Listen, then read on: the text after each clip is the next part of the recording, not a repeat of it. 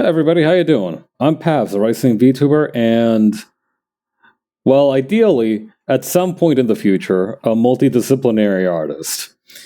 So, as you might recall earlier this year, I had a affiliate send-off. I basically renounced my affiliate status. That was a lot of fun. I did a lot of preparations for that.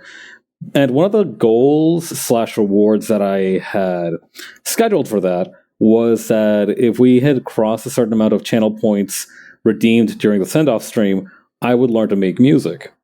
And that's what this is about. However, you need to understand that I have very little knowledge in the way of music. I have no idea how most of it works. I would say my level of understanding is on par with like a baby. But like I hear that if you play like Beethoven or something for babies, they get smarter. So I feel like that's also even a bit of a stretch. I'm not putting myself down here. There is nothing wrong with this, and this is nothing to be ashamed of. I'm just saying that it's going to take a lot of work. That's why before I do all that, before I start with the music making, I wanted to kind of like ease myself into it with something that I'm more familiar with a little bit, which is in this case a redraw of this Mob Psycho 100 panel. I had no idea what I wanted to do for the sketch section, so I just decided to do a quick meme redraw so that I wouldn't have to think too hard about it. It's a good thing to have just like a bunch of random images on your hard drive that you can just think about redrawing at any time. I've certainly gotten some use out of it. I still have some submissions, I think, from previous times when I asked people to submit pictures for the meme redraw streams. So I might have to eventually tap into those. But yeah, I don't know. I also want to have just something to show for my efforts if we don't end up producing anything meaningful during the music making section, right? Like, there's no such thing as meaningful production. I'm going to use a lot of words that, might sound discouraging. I'm just stating them kind of as they are. Like, I am most certainly not going to be able to make a song today. Today is going to be a lot about just, like, trying to learn stuff like chords, how to just... the actual process of making stuff in... what do you call it? Reaper. Oh, yeah. So... the music program that I'm gonna use, right, to make music is called Reaper. And if you're a streamer, that might actually sound very familiar, because the company that makes Reaper, the music program, is also a company, it also released the plugins for Reaper, which include like a sound compressor, a noise gate, and everything, as a standalone thing for streamers to use. You can download those plugins and add them to OBS, and those can be used to enhance your audio quality. Like right now on my actual microphone, right, I have, let me check the filter I've got on. I have a Recomp, which is the Reaper compressor, right? So that's supposed to help me avoid like yelling too loud or something. Yeah, the noise compression makes it so that it's not as loud. Noise gates make it so that only sounds above a certain level get through. So yeah, I use their compressor. I use their noise gate too, but I haven't needed to use a noise gate in a while because my place is just not that noisy, thankfully. You know, that's something to be happy about.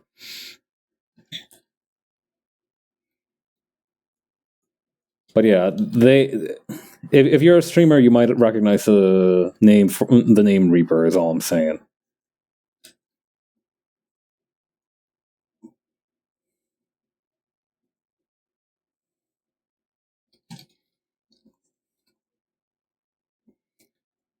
But yeah, we're just gonna do like a really fast.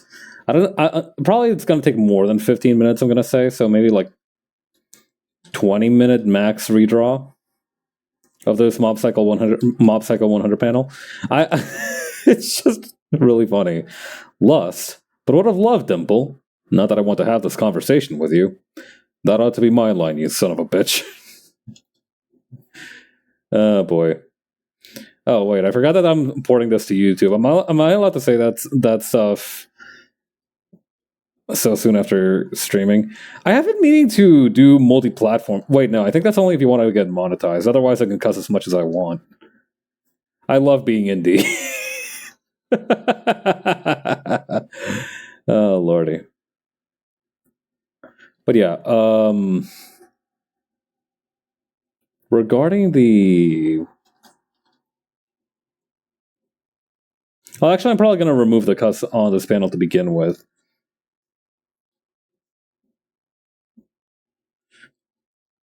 Got it. It's a little funny to me that if you don't know what I look like from my front profile, whenever I draw my side profile, it looks a little bit like I just have the nerd emoji teeth, you know, those like huge buck teeth. God, the other day I drew myself with like straight teeth when I'm smiling instead of my like sharp fangs, right? So normally it's like this, right? But this time I drew it like this, and it felt really messed up. Something about it just felt really off.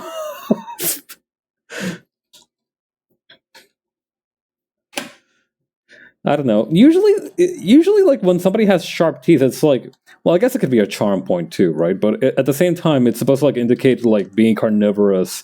It's supposed to like evoke a small feeling of danger, right? But for some reason, the straight-toothed Pabs is much more menacing to me personally than the jagged tooth Pabs.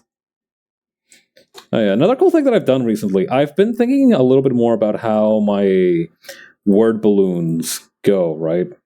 So what I've been doing is that I studied the blade, so to speak. I went to a website called Go Comics that stores a bunch of daily comic strips, and they have a. Oh, that's weird. How did that happen? Oh, here we go.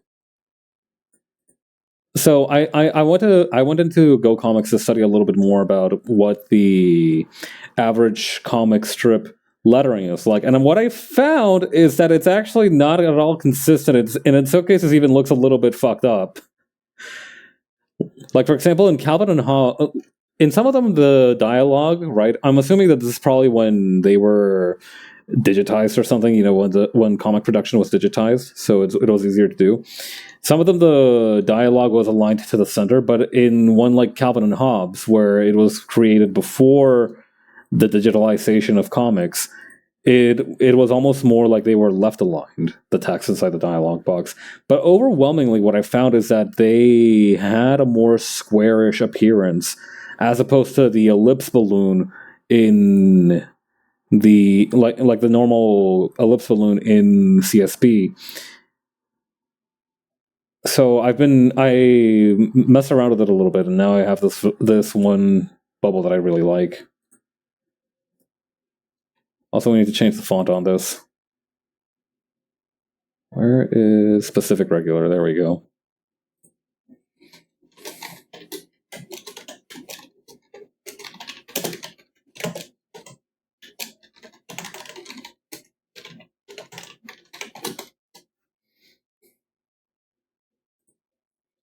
I might need to end up changing the size of the text a little bit too.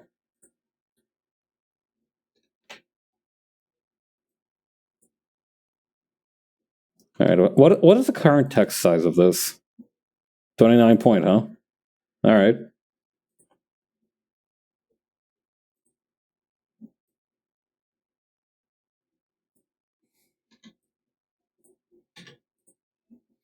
Man, the word processing on Clip Studio Paint is a little bit jank.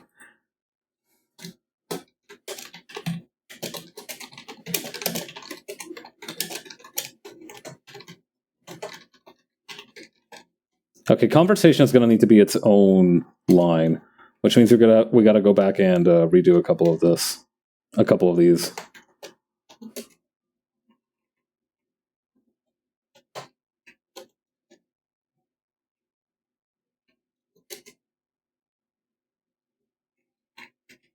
Okay, yeah, so we'll put 2 over here.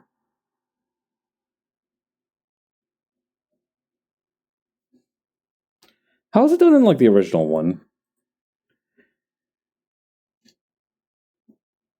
Really crammed in there. That's something else that you notice a lot is particularly when you look at like lettered manga and such, it becomes really obvious that the letters were written in a different direction. Like they're very much vertical word balloons, right? And so what you end up with a lot of the time is this one word. Like, look at this eye standing right here in the middle of nothing. It looks so solitary.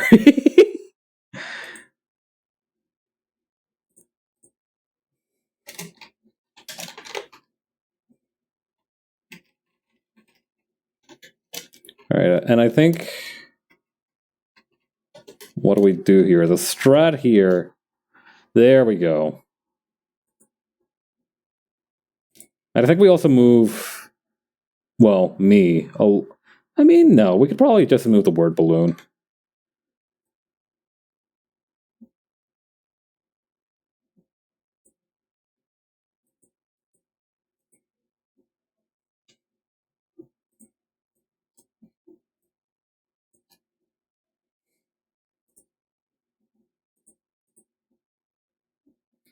I don't know. I'd like to do more original sketches. I just had no idea what a good original sketch would be like.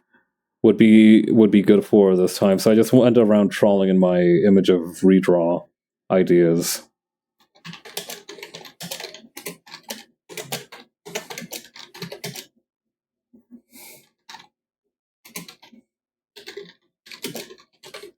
Yeah, I'm gonna swap out the cuss word for little freak.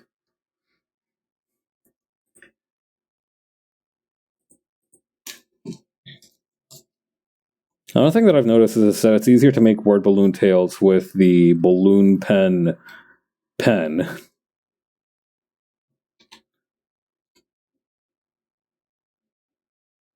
Oddly enough, it would actually suck to make a balloon with a balloon pen, but that's just how it is.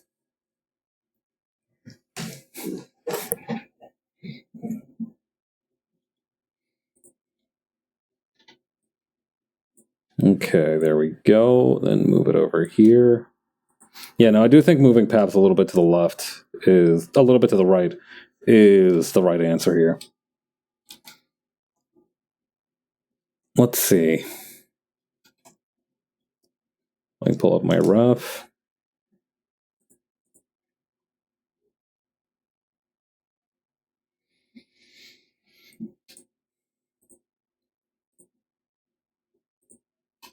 But yeah, I am a little bit hesitant, right? Like I've always said that the one thing, or I don't think I've ever said this before.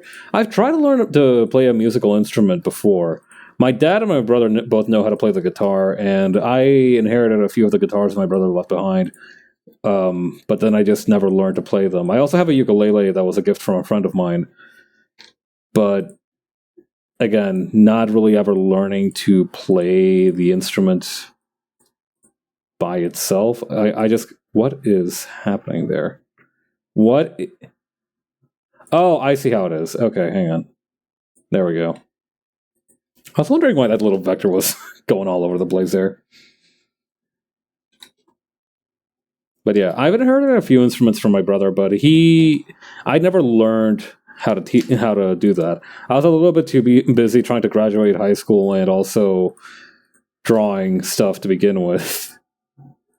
My brother's also a visual artist, but he that's not his main cup of tea nowadays.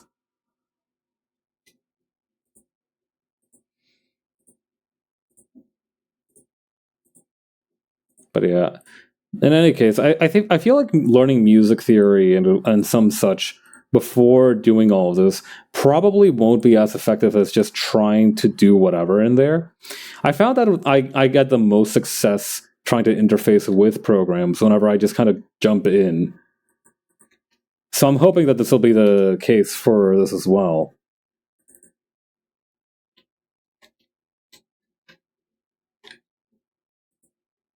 And if it isn't, well, I still have a promise to keep, right?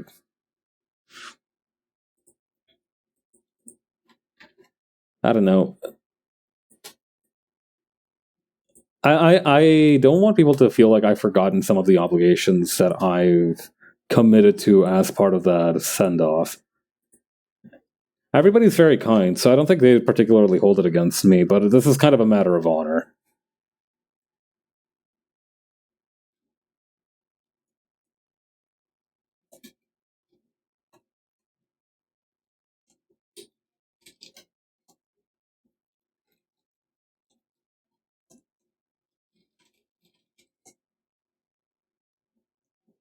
Okay, then we're just gonna do a little bit of super quick shading.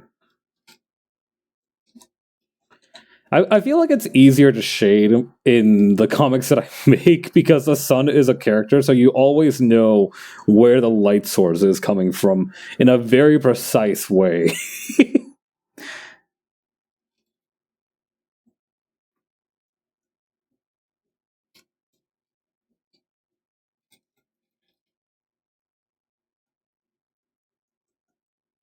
Oh yeah, I tried to watch that Hololive EN Reco thing that they're doing. They're doing a Minecraft RP server in the year of our Lord 2024. I don't know if those ever particularly went out of style, but it is crazy to me as a child who grew up to be a young man who grew up to watch Yogscast in like its heyday. There's no way those guys aren't still around, but like, you know what I mean? Like I feel like it had its time in the sun, and that time has passed. But like it's just weird to see it happening again. And also the funniest thing is that like it's so much more chaotic too. Like I was watching from Ina's perspective, right? And that was pretty normal. It like I think as far as perspectives go, like based on the comments, Ina was basically like the one of the least gregarious players, which is crazy because at the same time I feel like I was still being like psychically assaulted by five of the other streamers just yelling at all given times. I don't know. It wasn't a very pleasant experience, and it seems like everybody got into the role playing in a very weird way. I'm guessing it'll probably age like a fine wine at some point, but probably not particularly soon. But that's normal, right? I feel like this is the first time. I feel like the thing about Hololive, right, for the most part, is that they have a hang on confusion. There we go. The thing about Hololive is that they have these backstories for each of the streamers that should constitute like a decent RP thing. But the thing is that this time the whole plot is that they've lost their memories. So they have none of that shit to back them up. Which that's the first really funny part, and the second really funny part is that even if they were allowed to use that kfabe, the thing that tends to happen most of the time is that they forget the kfabe within like a month of streaming for the most part. Like they do not keep up with that shit, and that's good. That's fine. That you know it's probably not easy to streaming in front of an audience is never an easy thing, and I doubt it's any easier when you have to remember that you're also like when you also have like some kind of chuny backstory in your corner. So I think that's a fine thing that they eventually like forego full time role playing, except for Fuwamoko. Those two are just like that all the time. But yeah, no, it was just very chaotic to watch. I don't think that's a bad thing though.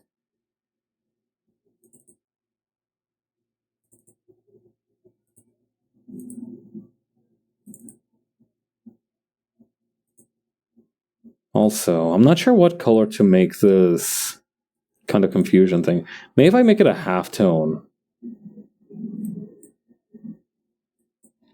Whoops. Hmm.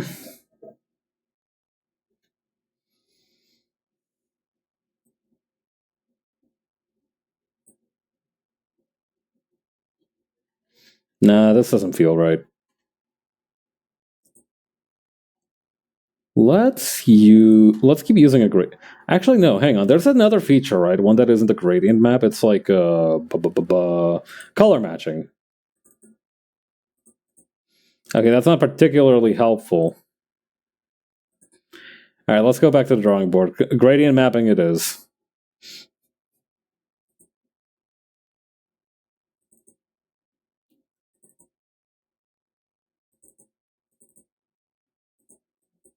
The problem is, I think I know what I need to do as well. Hang on.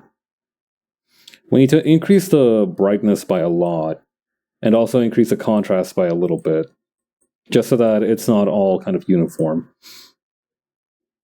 And what that should do is that when we go into the gradient map now... Some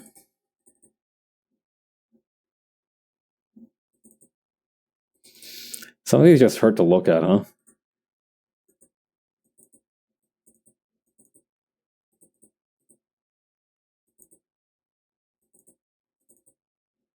Some of these ain't so bad, though.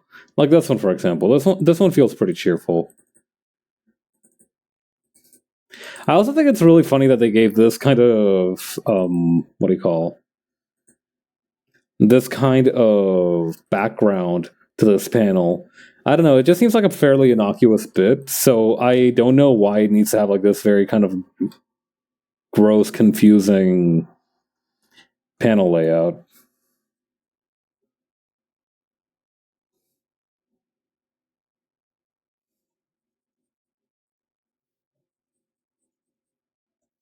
And there we go. Just using the airbrush a little bit just to...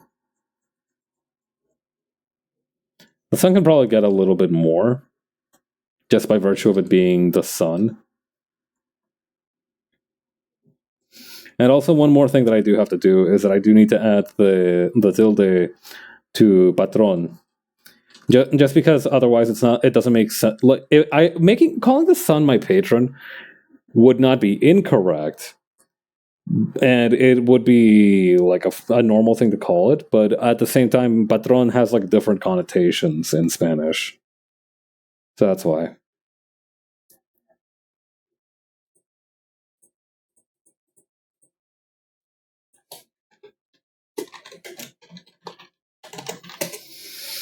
Okay, that was good though. I feel like I was able to get the jitters out of that one.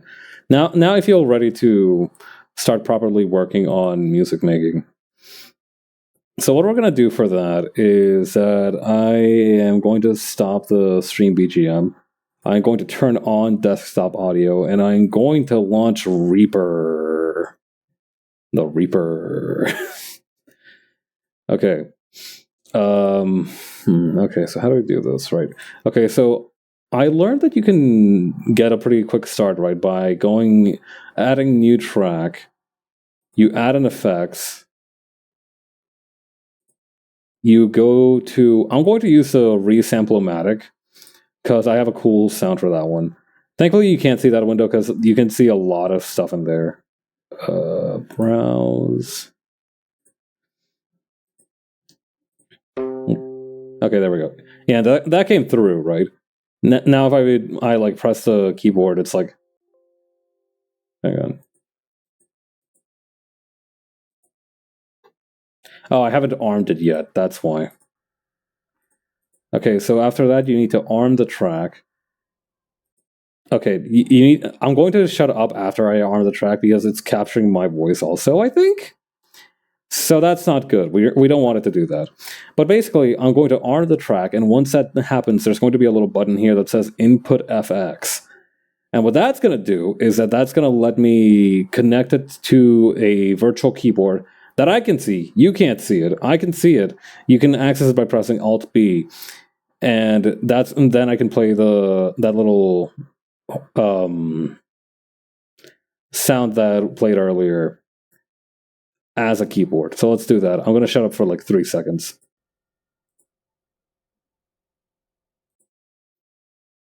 Okay, I think we should be good. Does that work?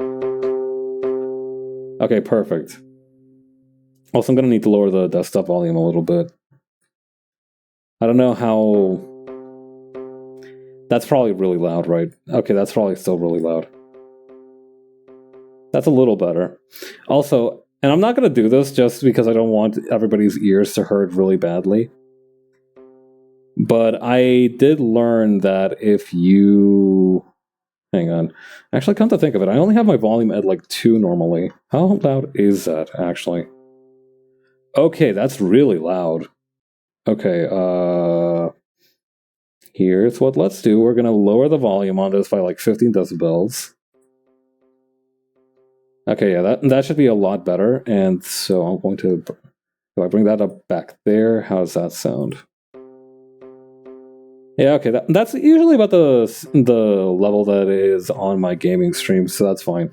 Also, I found out, and I'm not gonna do this because I don't want everybody's ears to explode, but I did find out that if you just keep mashing the buttons on the virtual keyboard, it will produce a discordant, horrific buildup of the wave file overlapping.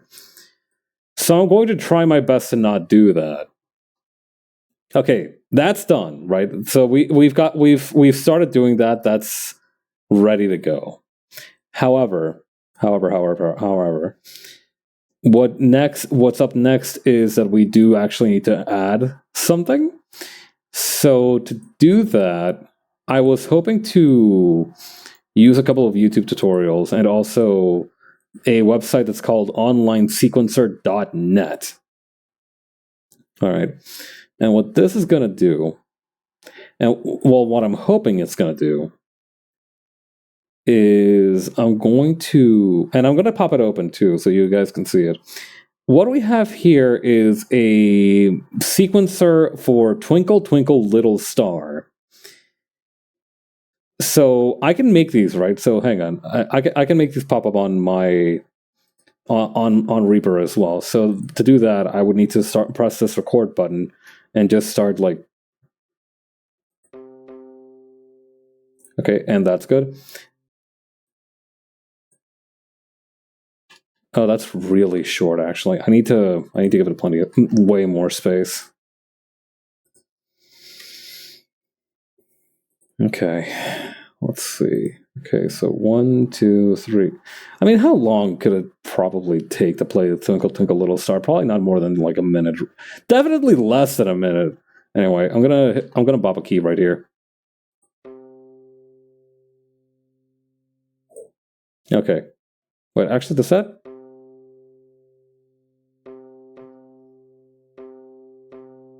I'm wondering if that's the sound of my keyboard coming in through my mic, or no, it's got to be the keyboard coming in through my mic. But yeah, if I double click this, it does show... Okay, that's not showing up on screen. That's going to be problematic. How do I... Huh. Is it possible that I could, like... Hang on. Window, capture method. Oh, here we go.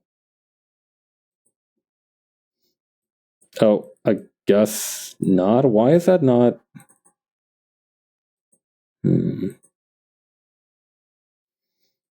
Okay, that's Reaper. How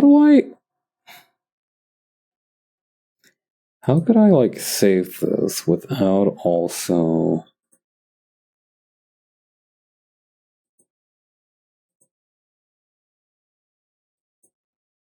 Whoops. Hang on, let me bring that back.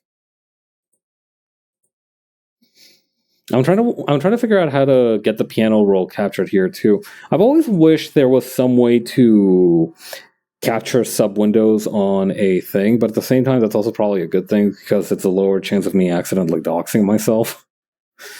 Well, no, I have some precautions in place for that as well, but broadly speaking, it's best to err on the side of caution.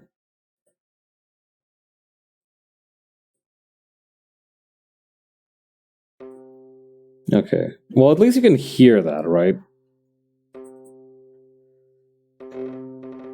But yeah, you can hear a little bit of that too, how I'm just dragging a... God, how do I make... How do I share this? Hang on. Capture method, automatic. MIDI take 0. Oh! Oh, we are so back. All right, let's go. Okay, so this is the MIDI roll, I think is what it's called.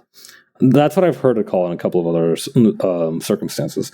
So what this is that it's basically a... You can see, right? Like this is like a visual representation of the piano that I have, the virtual MIDI keyboard. So what I'm hoping to do is to replicate Twinkle Twinkle Little Star using this. And the cool thing is that I can actually see the chords or like the notes that I'm hitting specifically up here, right? In this little corner up here. I'm going to sneeze real quick. Hang on. Come on. Any minute now. No, come on. I feel like I'm about to sneeze. I'm about to sneeze and it's not coming out. This is the worst. All right, whatever. Yeah, no, it's past. It's past. I'm not going to sneeze anymore. Anyway, if I may drag your attention back to the web browser, right? You can see here that we've got some G5, F5, E5. So it's C5, C5. All right, and we go back to Reaper. We go back to Reaper. C5, C5.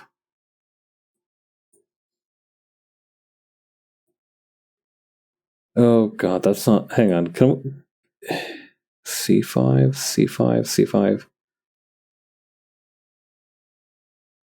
Help. Help!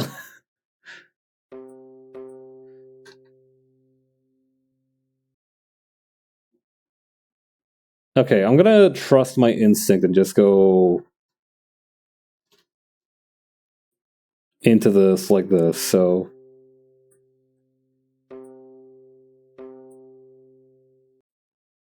Okay, that's 2. That's how it showed up. So then we need to go to G5, G5, which is a couple of steps higher. The problem is then that I don't know... Oh wait, no, that does say C5. So wait, then this one... Yeah, there we go, G5. Hey! Okay, then it goes A5, A5.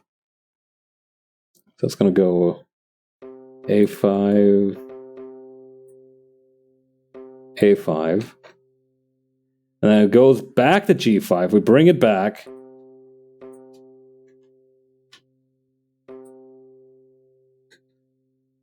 Then that, and then to F5, which is a new one. Or is... Oh wait, F5 or F sharp? No, that's F sharp. F5, no sharp. F5, no sharp. Okay. I'm sure I'll start learning more about what those sharps mean, but for now, I just know that it's not what I'm looking for. Okay, then we're going to go to E5.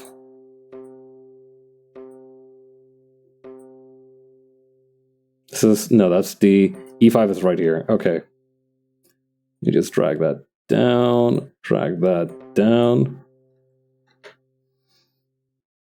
Okay, E5, D5, C5.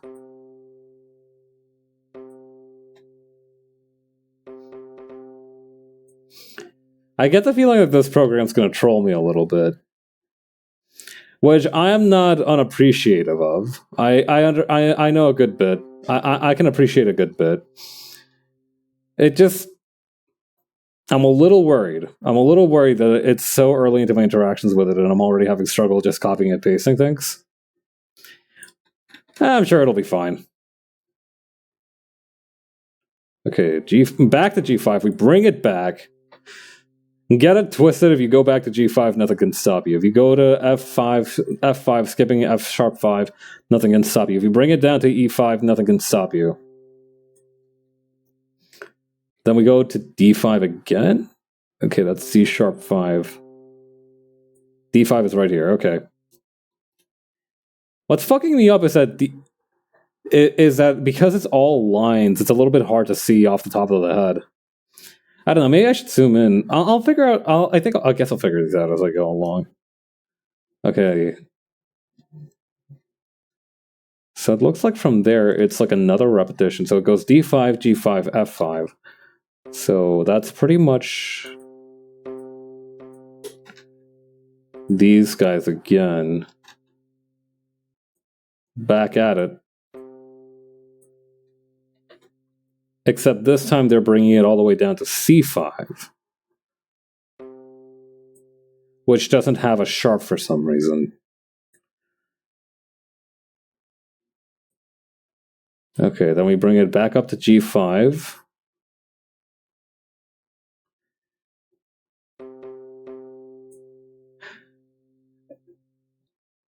I don't know. This is kind of exciting too, because like I feel like there's been like I can run, you know, in terms of like academic stuff, right? You can just read about it, take notes, and eventually you'll get it. This is like a new craft for me, and that's pretty exciting. Not to mention, I feel like because it is like purely virtual, I don't know. It just feels nice to do something that's kind of like breaking away from what the rest of my family has done. I don't know. My brother probably messed around with like GarageBand or some shit at some point. He probably played around with like a music making software at some point. I feel like there comes a time in every young man's life when he thinks that I could probably. The idea of like a guy the guy in your high school that's like, dude, we should start a band. Except that like now it's just like one dude who just doesn't even want to start a band. He just wants to like make beats and become a SoundCloud famous rapper. I don't know. It's a little funny how that's modernized. Okay. So according to my calculations, this should be Happy Birthday. So let's see. Or Twinkle Twinkle Little Star. What the? That was way too fucking fast, though. Hang on. What the fuck was that?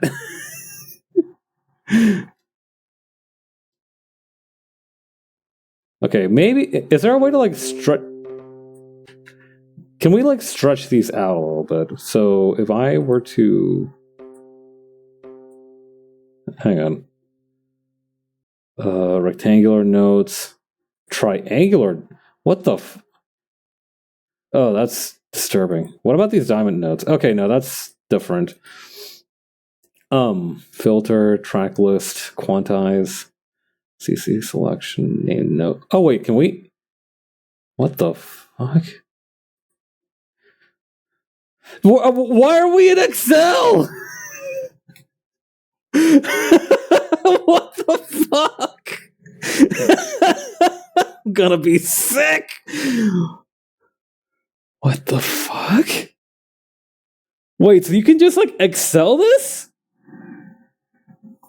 Oh, this changes everything.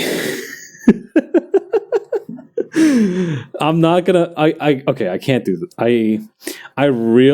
It's not that I can't do that. I feel like I shouldn't do that. But okay, let's see. Quantize, track list, CC, show grid. Oh, that's too much for me. Okay, snap to grid. That's fine. Step sequencing, dock editor. Oh, you can also like do music engraving. That's pretty cool. I remember seeing this. There's this one video on YouTube that I really like. I actually hang on. I could probably pull it up right now. It's about this note engraving software called Sibelius, and yeah, it's by a YouTube channel called Tentacruel, and what they go into is just like the history of the software. And just like the kind of main issues with it, and it turns out there's like a lot of those in the issues. I mean, there we go. Okay, how do we stretch these out?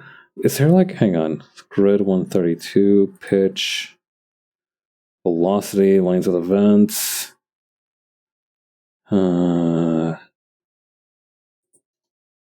Edit? Maybe there's something in edit. Quantize, humanize. Navigate.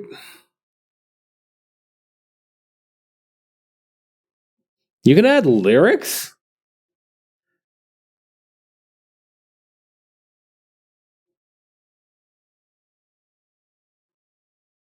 Crazy work. All right, hang on.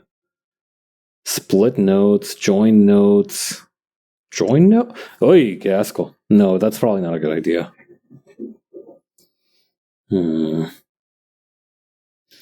Okay, let's listen to it one more time and see where we went wrong.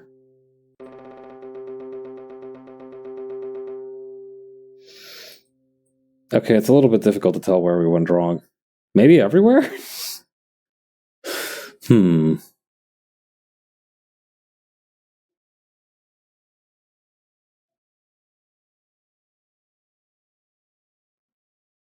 How do I... What does humanize do?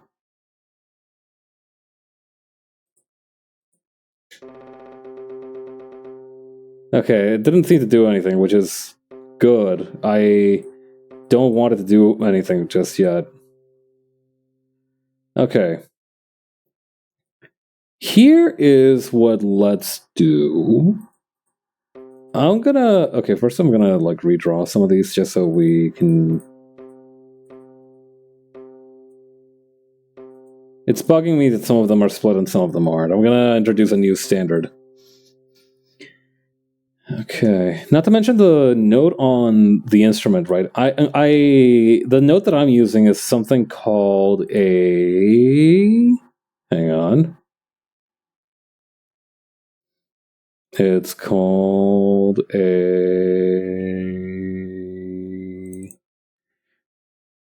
kayakum, which is a sort of Korean string instrument. And it seems like it's a little low pitch, so we might just go up a few...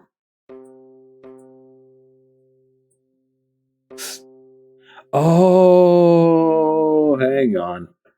I think I understand what's the other problem here. So I'm going to... Hang on, I'm going to take us back to the screen here. So the other thing about this MIDI thing, right, is that you need to... In the menu for the synth, you need to do, for the mode, you need to do semitone shifted note, which what that'll do is that it will let you effectively be able to play the instrument by shifting the notes. So if we compare how it was before to now. Ah, no verdad. Mira tú, okay.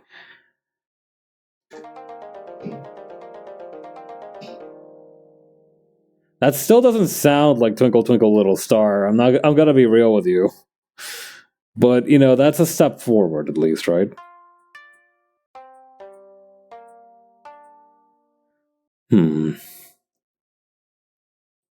Maybe it's possible to actually... Hang on.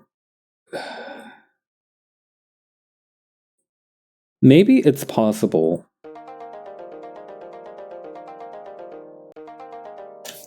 I'm kind of obsessed with it as it is. I'm not gonna lie. Okay. But what I'm saying is that maybe it's possible from here to do that elongation thing. So maybe...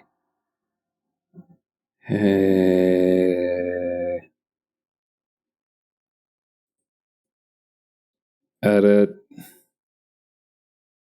Dynamic shift, crossfade, properties. Item properties, maybe.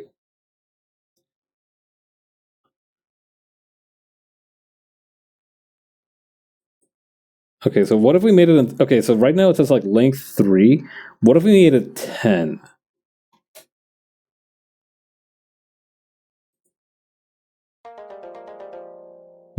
Okay. Is there like a way to like play this in slower motion, maybe? Oh, here we go, velocity. Let's bring that down to 60. Still really fast. How about 0.21? I don't think that's actually doing anything. Okay, let's give it one more shot. Velocity 0.01.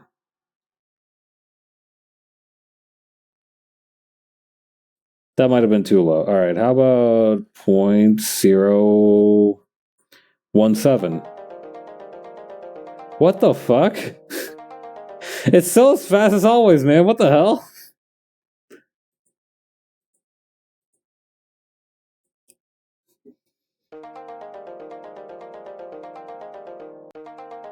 Okay, I'm not gonna lie, I'm still a little bit obsessed with it. However,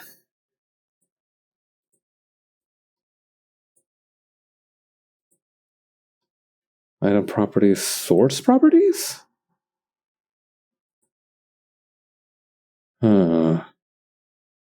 What if we made... Okay, so right now it's like 32 quarter notes. What if we made it 4 times that? So what about... Okay, 32 times 4, I know this side is 128. I cannot edit this pop-up window. Cool. All right. What other options are there? Stretch markers? Spectral edits? Spectral. There's fucking ghosts in here? Close media, trim, and nudge? Nudge. Nudge position by 1 millisecond. Okay, that sounds closer to what I want to do. What the fuck is a razor setting? Why does it have that kind of like why? Oh god, okay. I'm scared. Can I take back the razor? Can we undo the razor, please? God, whenever these ones have like the little spinning radar, not even radar, like submarine beep. What is that called anyway? Like, hang on. Submarine radar. I think it is just radar, right?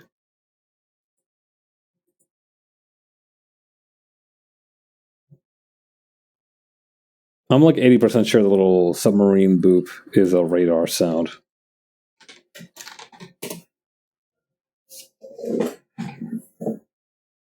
Okay, so I looked up submarine boop, and it gave me submarine the bloop, which was an ultra low frequency, high amplitude underwater sound detected by the U.S. NOAA in 1997.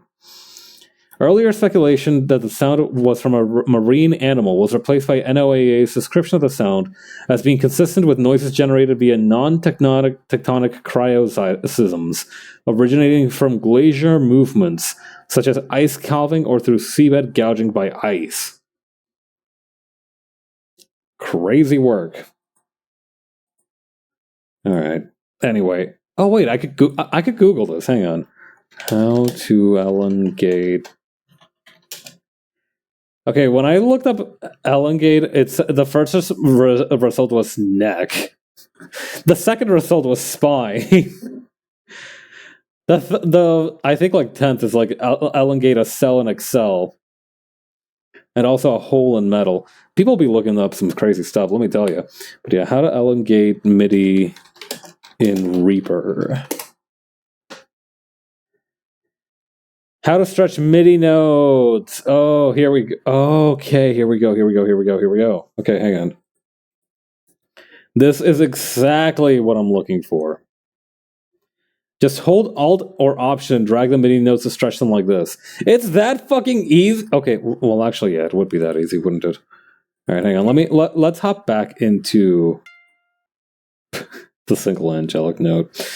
Okay, let's hop back into the MIDI roll. Okay, so you're telling me that I could very easily just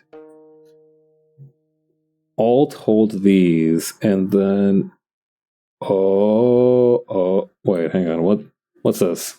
What's this part? Oh, that was the empty space from earlier. Hang on, I was not familiar with your game. Okay, hang on. Here we go. Okay, so now let's just bada bump. Okay, let's see how do you like me now?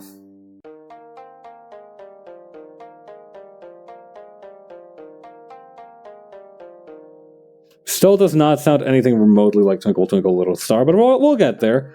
We're moving up. What I do think we should do is probably move these up.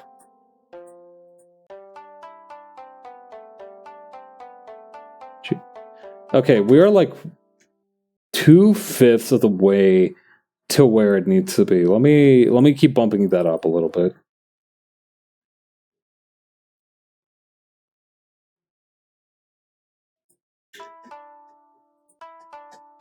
That sounds pretty good. All right, hang on.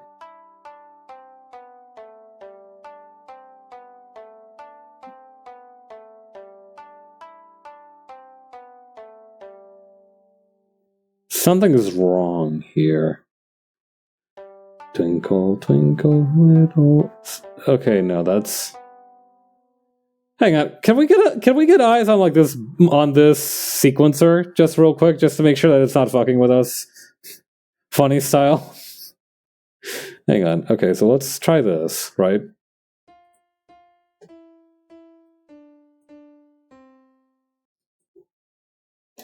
Okay, yeah, no, it's working for these guys. Whatever it is that they're doing. Star, how I wonder what you are. Oh, I see where I have missed I see what I've missed now. So something else that I missed is that there is like a particular meaning behind the way that these notes are cut up, right? Okay, yeah, that's on me. That's on me for wanting to make them nice and even and beautiful. Still feels a little bit petulant. Okay. All right. While we're at it, we might as well try to double check our work, just so that we know that we're using all the right notes.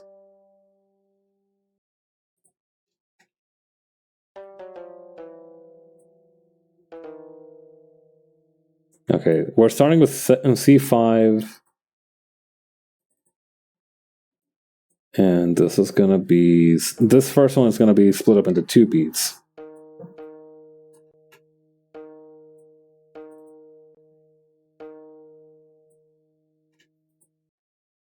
So it's the second one.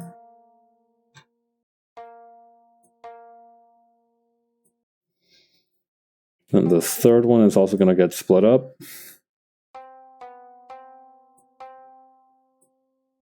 This is A5, right? Yeah, A581. Okay, that would make sense. This is G5 too. Okay, I don't know why mine sounds so much different compared to this other one. Perhaps it's a skill issue of some kind. But yeah, this next one is split up. Hang on.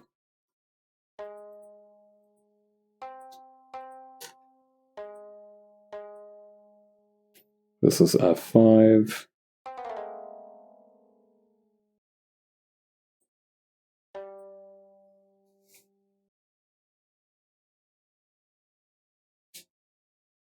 Okay, then we go E5.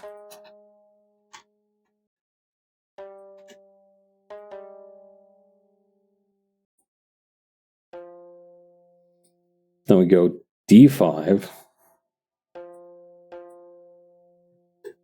What the fuck? I accidentally pressed Control B and opened something called the project bay. We're not looking at that right now. Well, I cannot deal with that with all the shit I got going on right now. Okay, let's see. What else is there? All right, we went D5, and now we're going to C5. That one's a solid block.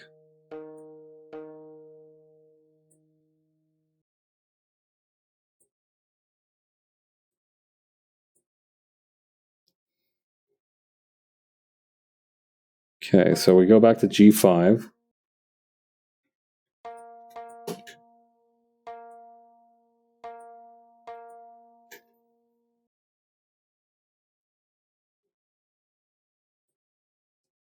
Go back to F5.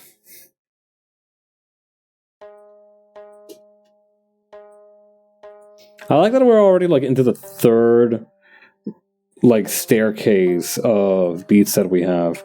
Let's just get rid of all of these for now.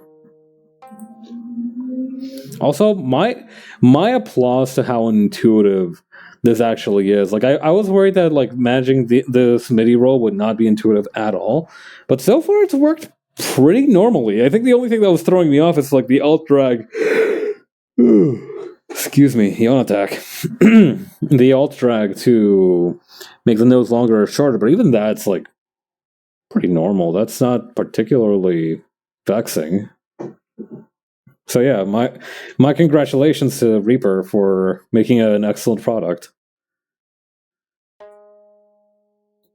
I can't wait for like 5 years in the future where I'll know more about making music, and I'll be able to be like, oh yeah, Reaper. Yeah, no, I should have switched to something else way faster. No, but I do think Reaper is a pretty solid option. Honestly, like I didn't go into this totally blind. Reaper is very much like a very affordable option because like relatively speaking compared to like Ableton Live or anything, right?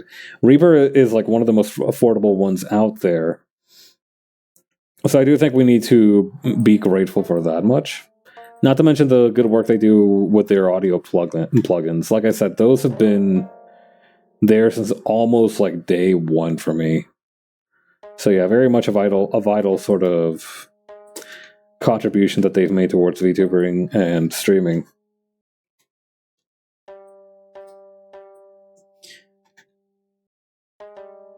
Biting the hand that feeds me, like even before I've started eating, is crazy work. I did not know I had it in me to be a hater like that.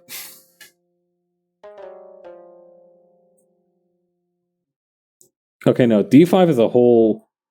Hang on. D5 was a whole note. So this one's gonna have to go like this. Has it always been that way, or was that just like a recent development?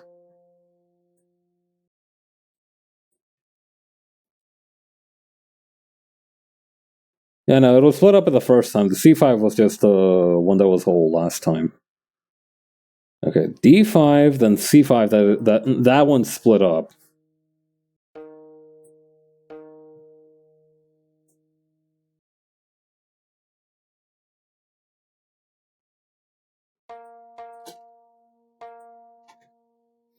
Okay, then we go G5 up to A5. That's these guys up here, right? Yep.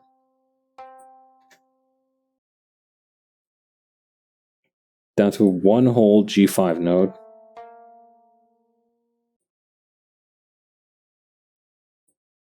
Down to F5.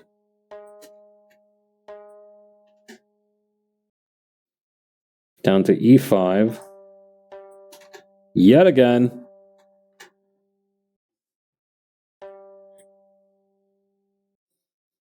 Bringing it down again to D5. Down here. Okay.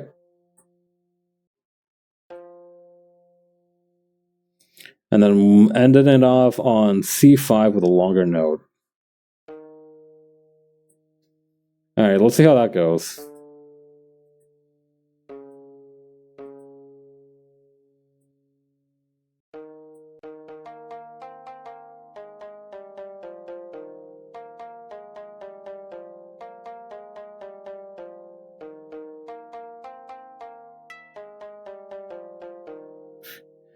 What the fuck was that? Did y'all hear? I'm not crazy, right? Like, what? Let's try that again. Hang on.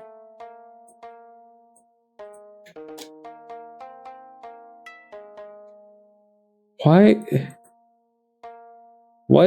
What the fuck? Why are you making music? Hey, Leo. It was a reward for the affiliate sendoff back in March. I've been putting it off because I have had a lot of other stuff on my plate, but now I'm trying to get into it, and I'm making Twinkle Twinkle Little Star, and I am fighting for my goddamn life. The Twinkle Twinkle Little Star got hands.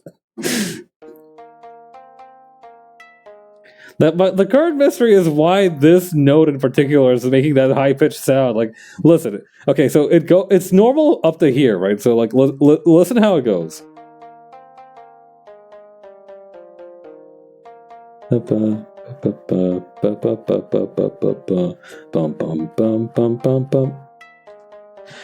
Why are you doing that? For what purpose?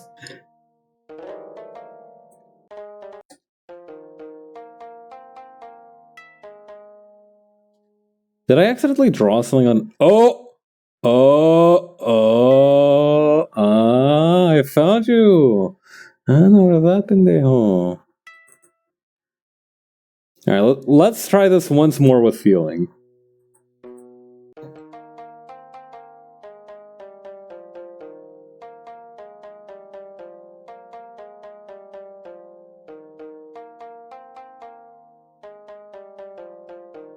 Hell yeah, the fucking goat!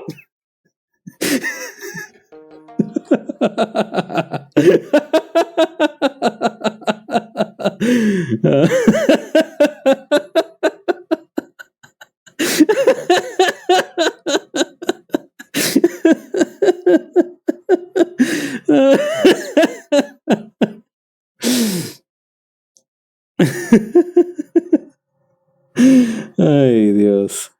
Have you gotten mad? I mean, I made it work is the thing. I figured out what the problem was and then I fixed it. That's why I'm so excited.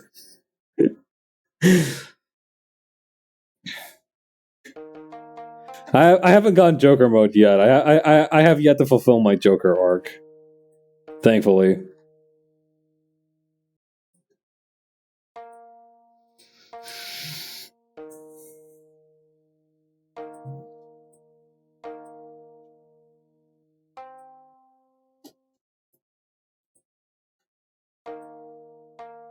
Okay, just push this out a little bit farther.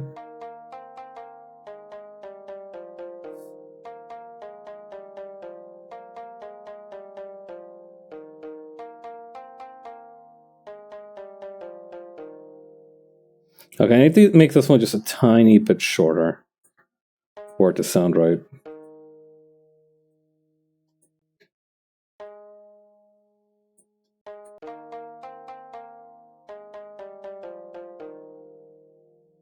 All right, perfect. And with that, we can go back to the main thingy. Okay. So yeah, how do we rename this?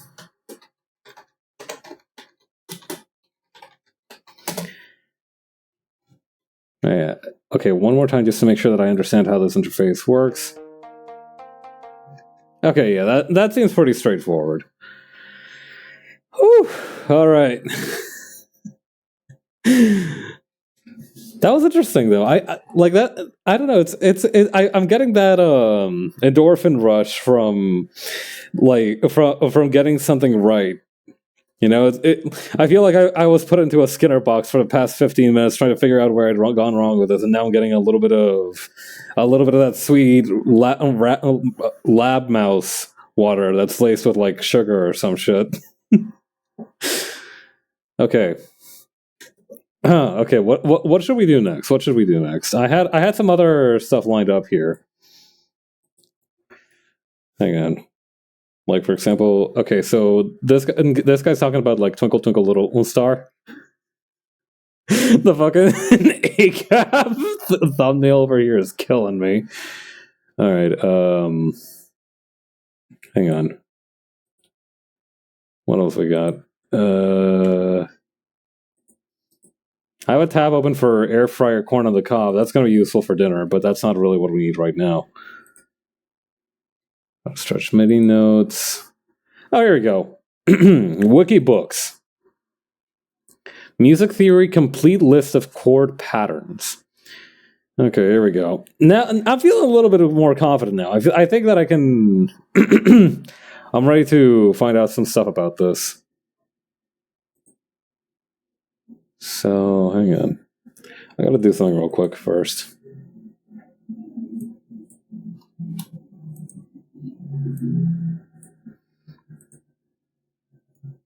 Okay.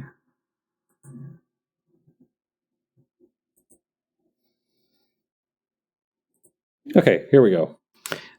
Okay, first of all, take a look at how good that corn on the cob looks. I am planning to make it with a little bit of butter. I'm going to fry them, and then I'm going to slice a little bit of butter on top just to make it go down more smoothly. But yeah, I'm gonna be mostly looking at this, so check that out. The Wikibooks community is developing a policy on the use of generative AI. Please review the draft policy and provide feedback on its talk page. Hang on, let's take a look at that first. Okay. Complete fabrications. As such, LLMs may not be used to generate original material or ideas of the Wikibooks, and their sources should not be blindly trusted. Big dub for Wikibooks. Nice going. You also can't use them for translation. There's also some policies on uploading AI-generated images. That's pretty good. Detection and enforcement. Oh,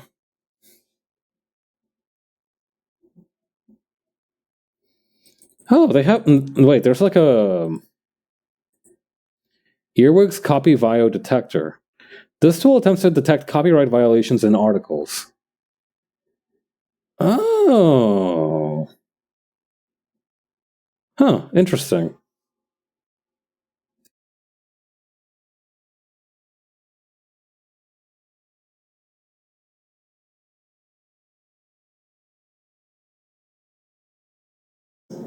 That's actually a pretty smart way to do it. Like it also seems to be like a limited use resource. Like running a full check can take up to a minute if other websites are slow or if the tool is under heavy use.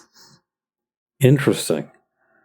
Be aware that other websites can copy from Wikipedia, so check the results carefully, especially for older or well-developed articles. Specific websites can be skipped by adding them to the excluded URL list. That's a pretty smart way to do it. But yeah, okay. We got pretty sidetracked just now. Chords. Okay, here we go. Complete chord reference. Chords are the vertical arrangement of notes from a scale. The study of chords is called harmony. Harmony is concerned with how one or more notes interact, and how they follow each other.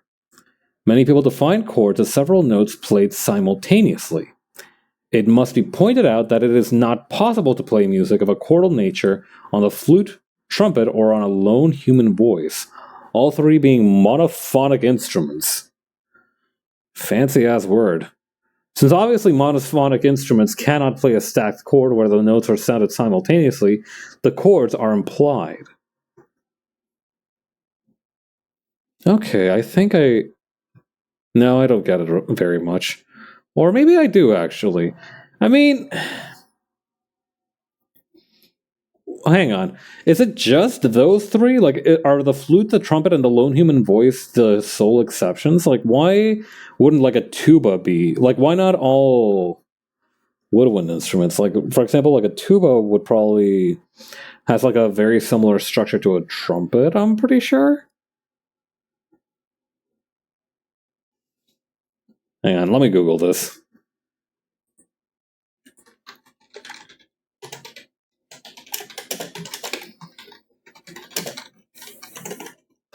Monophonic instruments of Wikipedia. Polyphony and monophony in instruments. Perhaps would I be able to get off topic to tell you a story, or should I save it for another time? What the hell? We're not in a particular hurry. If you want to tell me a story, go ahead. I'm gonna be reading about we're going like I'm gonna let myself do as many tangents as I possibly can and want to do while I'm doing this, because I don't want to like run my own learning of music as a boot camp. So yeah, we're taking it pretty easy tonight. Go ahead, tell me a story, Leov. Polyphony is... So there's a game on Roblox called Cart Ride into 17 Pregnant Hyenas.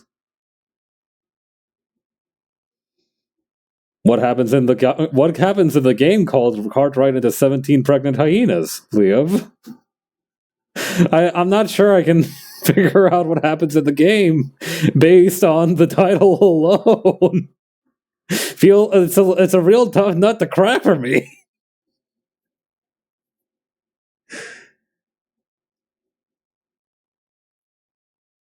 Okay, let's see. Monophonic.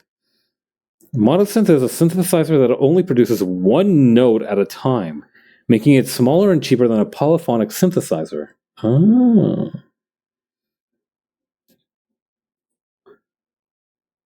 Keyboard instruments, stringed instruments, classical instruments, wind instruments.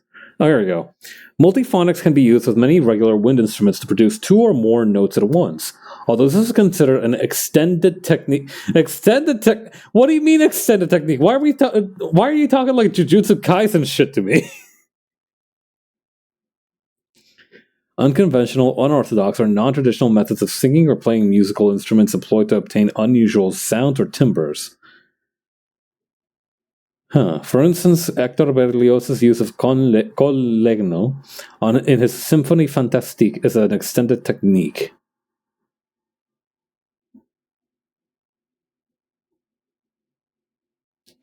Strike the string with a... Oh, I see, okay. It transcends compositional schools and styles. Extended techniques have also flourished in popular music.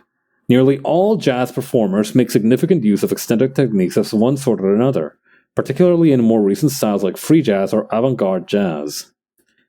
Musicians in free improvisation have also made heavy use of extended techniques. Examples of extended techniques include bowing under the bridge of a string instrument or with two different bows, using key clicks on a wind instrument, blowing or overblowing into a wind instrument without a mouthpiece, or inserting objects on top of the strings of a piano. 20th century exponents of extended techniques include Henry Cowell, use of fists and arms on the keyboard while playing inside the piano. What the fuck? People kept talking about it, and me and a friend kept bringing it up to the point where we decided to play it. And we did. Got scammed because you do, in fact, not ride into all 17 pregnant hyenas.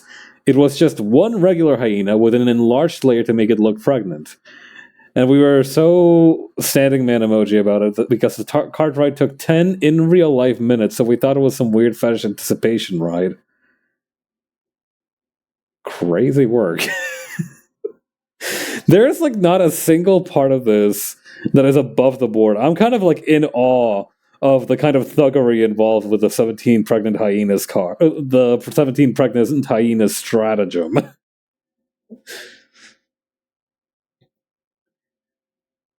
Like, I understand where you're coming from regarding the idea that this is fetish content, but I also feel like it's like it's very much one of those situations where like sufficiently advanced fetish content is indistinguishable from an ordinary trolling activity. Okay, what's a prepared piano? A prepared piano is a piano that's had its sounds temporarily altered by placing bolts, screws, mutes, rubber razors, and or other objects on or between the strings. I see. Okay. Can we talk more about the dude who was using his fists and arms on the keyboard and playing inside the piano? Yeah, he's got the look of someone with an insane mind. They gave us a magic carpet to ride around as soon as he finished. With that, my friend found a weird sticker underneath the platform and later found out it was a command you can type into the chat that took us to another game where we had to go through 3 trials in front of 161 pregnant hyenas where the reward was a badge. Damn, this 17 pregnant hyenas has ARG elements? That's sick. Why do you know the exact number of pregnant hyenas that you had to go trials through, by the way? Like the 3 trials thing I can trust your judgment on. How did you know it was exactly 161 pregnant hyenas? Maybe 2 of them were standing really close together and it was actually 162. Okay, can we talk about this? Okay, Colwell was mostly self-taught and developed a unique musical language. Can we talk about the part where he punches the fucking piano? Often blending folk melodies, dissonant counterpoint, and conventional orchestration and themes of Irish Okay, I thought that said Irish plagiarism. But no, okay, Irish paganism. He was an early proponent and innovator of many modernist compositional techniques and sensibilities, many for the piano, including the string piano, prepared piano, string piano. All pianos have strings, dumbass. Tone clusters, and graphic notation. The Tides of Manonon, originally a theatrical prelude, is best known and most widely performed with Cowell's tone cluster pieces of piano. Huh. Oh, string piano. Pianistic extended techniques in which sound is produced by direct manipulation of the strings instead of or in addition to striking the piano's keys. My friend was like, wonder if there's something else. And so with some digging, he found out there's another batch that only 200 people have completed, and he found a video on how to get it. The game you play to get it was crazier, and it was actually well made, but looking at the comments, the command to be able to go there was disabled 4 hours earlier before we played. And the Discord before the game was completely wiped of any mention of it. Man, this is some creepypasta type shit, bro. You might want to see a priest about a little bit of this. Like, at least a couple of elements.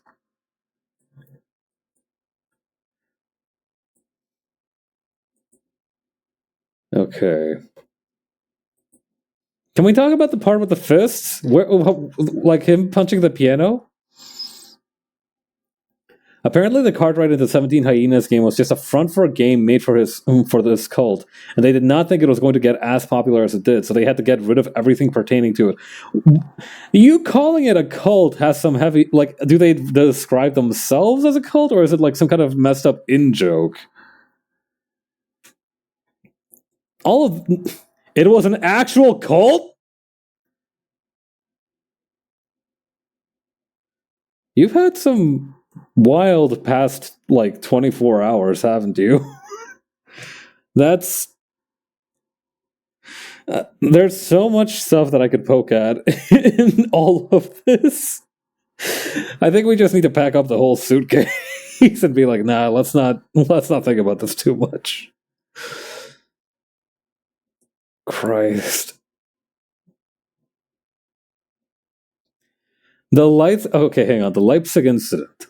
During his first tour in Europe, Cole played at the famous Gewandhaus Concert Hall in Leipzig, Germany on October 15th, 1923. He received a notoriously hostile reception during the concert, with some modern musicologists and historians referring to the event as a turning point in Cowell's career. As he progressed further into the concert, deliberately saving the loudest and most provocative pieces for last, the audience's reception became more and more audibly hostile. Anyways, after all that, I bought a shirt from there that says, "Sorry ladies, I'm pregnant," and my friend got me one that says, I pray for Cartwright into the 17 pregnant hyenas. Oh my god!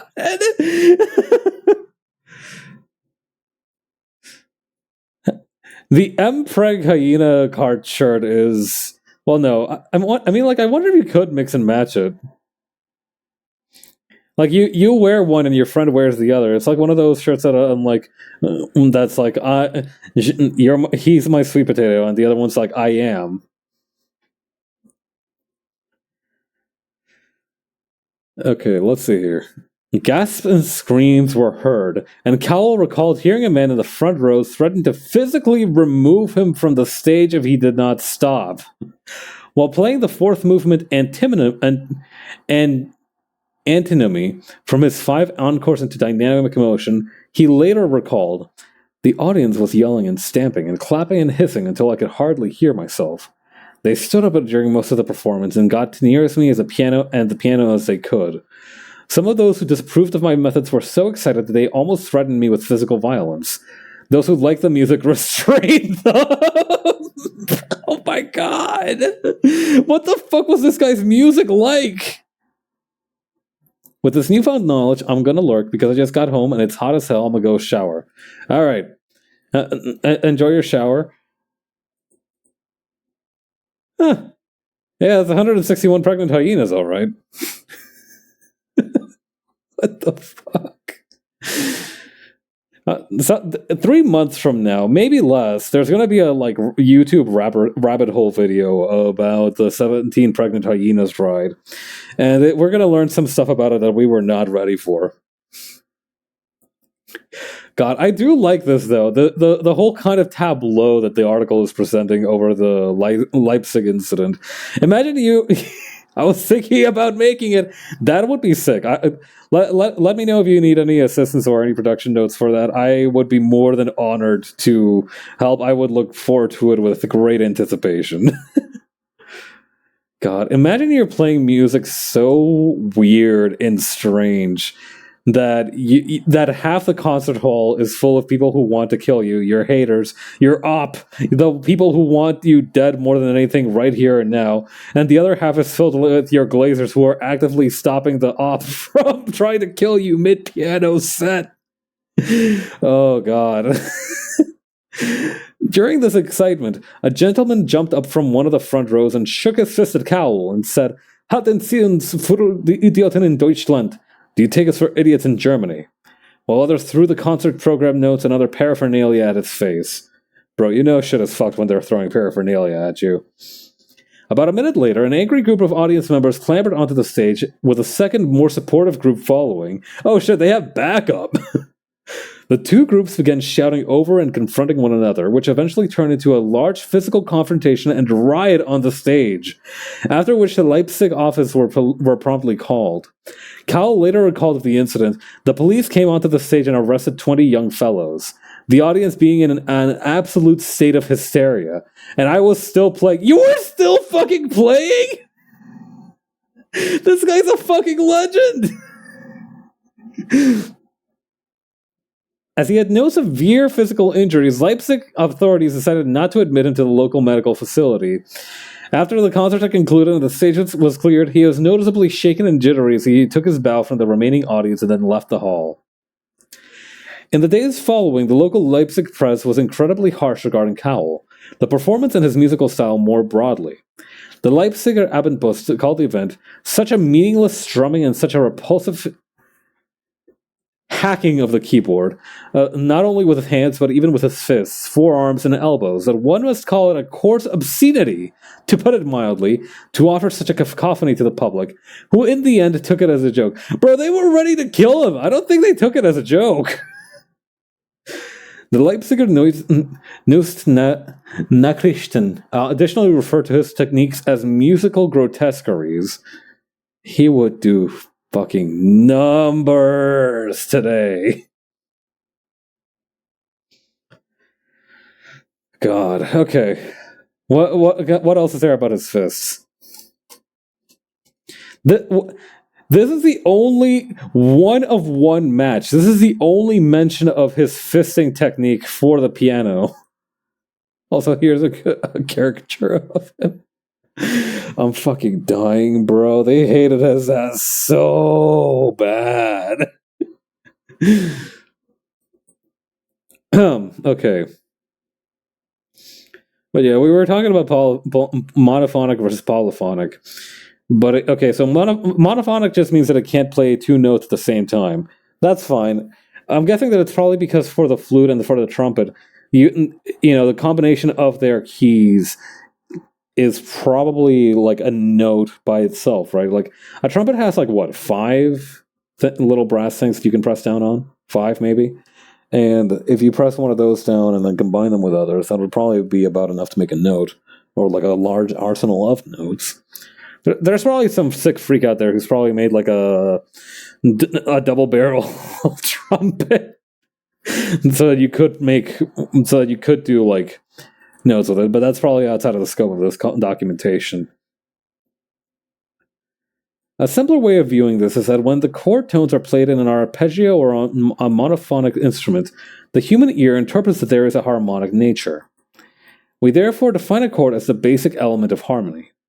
To start with, we will look at the examples of the most basic chord, the triad.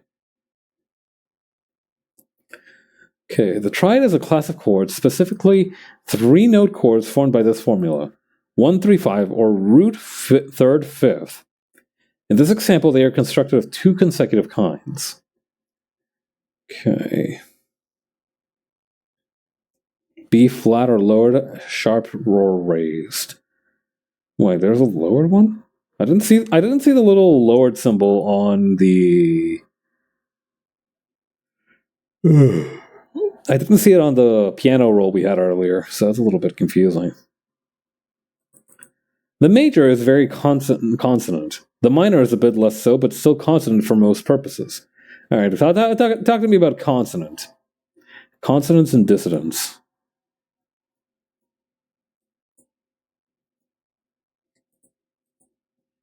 Consonance and dissonance are subjective qualities of relationship that we assign to music intervals. A quick review of intervals might be helpful if you're approaching the subject for the first time. You got it. A dissonant interval can be described as being unstable or demanding treatment by resolving to a consonant interval. A consonant interval is one that is stable and does not demand treatment. However, dissonance in itself is not an undesirable thing. We use dissonance to provide the spice to music. Thus, there is a hierarchy of consonant and dissonant intervals. Chords having dissonant intervals are themselves considered dissonant. Hey, Cypress, how's the string going? Pretty interesting. We figured out how to play Twinkle Twinkle Little Star, and now we're just trying to read up on some music theory now that we have a handle on how to make chords, or how to actually put notes on there. Yeah, check it out. What program am I using? This is a program called Reaper. They also make audio plugins for streaming. So that's kind of where I found out about it.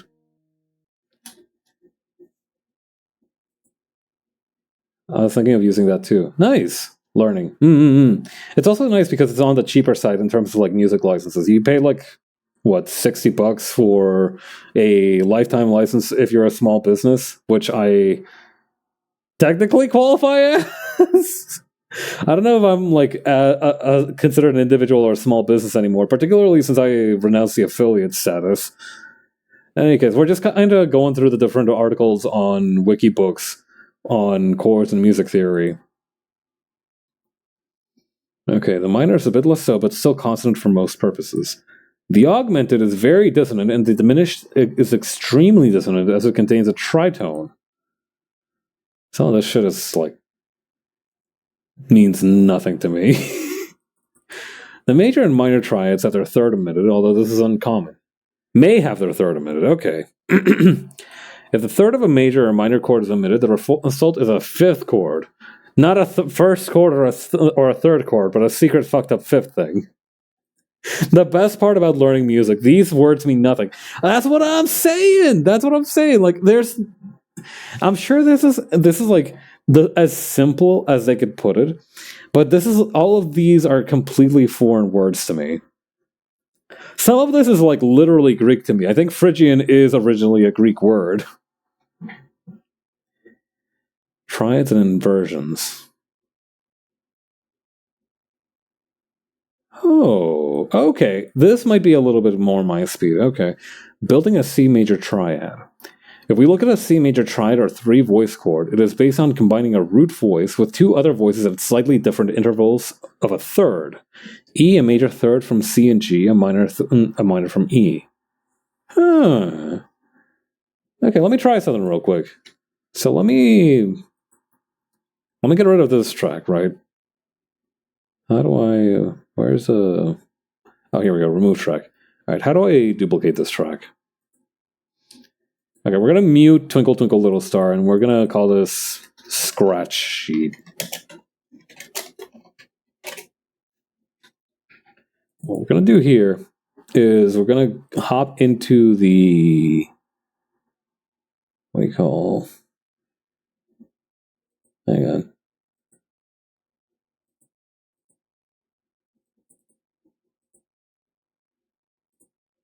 Here we go. Okay, so we're going to remove all of these for the time being. Okay, so let's see. Triads and inversions.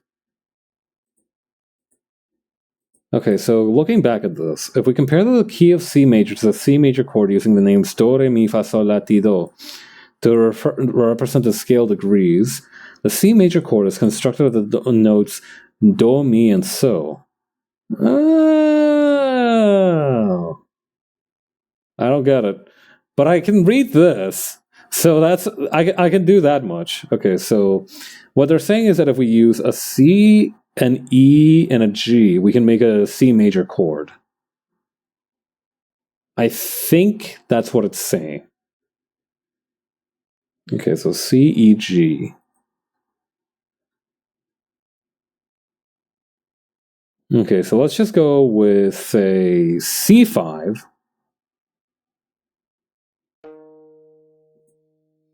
And the whole thing about this is that they all need to be in the same space, right? Okay, so C5, E5,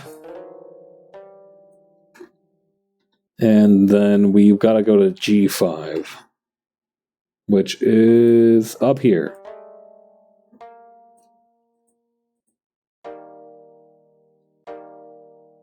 Okay, so that's supposed to be a chord. Interesting. Maybe the instrument that I'm using for this as well, it might not be suitable, because this is supposed to be like a sort of almost like a zither-like instrument, so that's not... I think you're supposed to play those one note at a time. Not that you can't play chords on those, but, you know. Okay. Do, re, mi, fa, sol. These three notes, the root, the major third, and the perfect fifth... Perfect fifth is a little bit pretentious, I feel. Can be structured or voiced C, E, G, E, C, G, or G, C, E. No matter what order the three notes called voices are in, they still create a C major chord. It does not matter if the voices are the singers in a choir or the instruments of an orchestra. If the notes are either C, E, or G, we simply have a gigantic sounding C chord. Gigantic sounding is a pretty... My brain is frying. I mean, no, that makes sense to me, right? Like, even if you... Like, if we go back to the MIDI roll, right? It doesn't matter if we say, oh, we got to play E, C, and G. All three of these will still be played at the same time. So as long as all three of them are present, it's still a C major. Still, a gigantic sounding C chord is still really funny to me. I don't know why. Okay. Okay, this next part is fucking me up, though. This next part is fucking me up a little bit. Okay, the two consecutive intervals produced by these voicings would be C, E, G, major third, minor third, root position, E, G, C. Okay.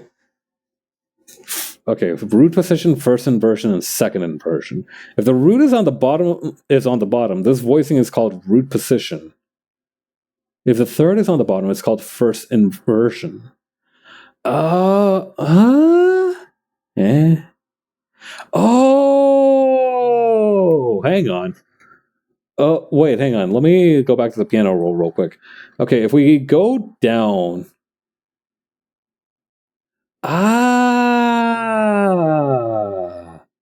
Ahora entiendo. Okay. So we established that these are G5, E5, and C5. So what that means is that right now the one that's on the bottom is the C, right? So that means that it's in the root position. So so we got... Or wait, no. Wrong way around. So this is ECG, right? We're like the way that we've structured it, where it's the wait, no. Where it's the G on top, the wait. Okay, we've made up some kind of Frankenstein then, because like I don't see GEC anywhere here. What the fuck? Some kind of Frankenstein music. We made some kind of homunculus ass beat. we made the Paracelsus chord. Wait, no, we made the ABBA chord. Okay. Is there like a third inversion? Like no, that's probably... I don't know if that's a real thing. Okay. Let's try looking at this again. These three notes... wait, no. These three notes, the root, the major fifth, and the perfect fifth, the root, the major third, and perfect fifth, can be structured or voiced C, E, G, E, C, G, or G, C, E. right? Okay, so far I'm following. No matter what order these three notes are in, they still create a C major chord, right? Okay, that still makes sense. The two consecutive intervals produced by these voicings would be C, E, G.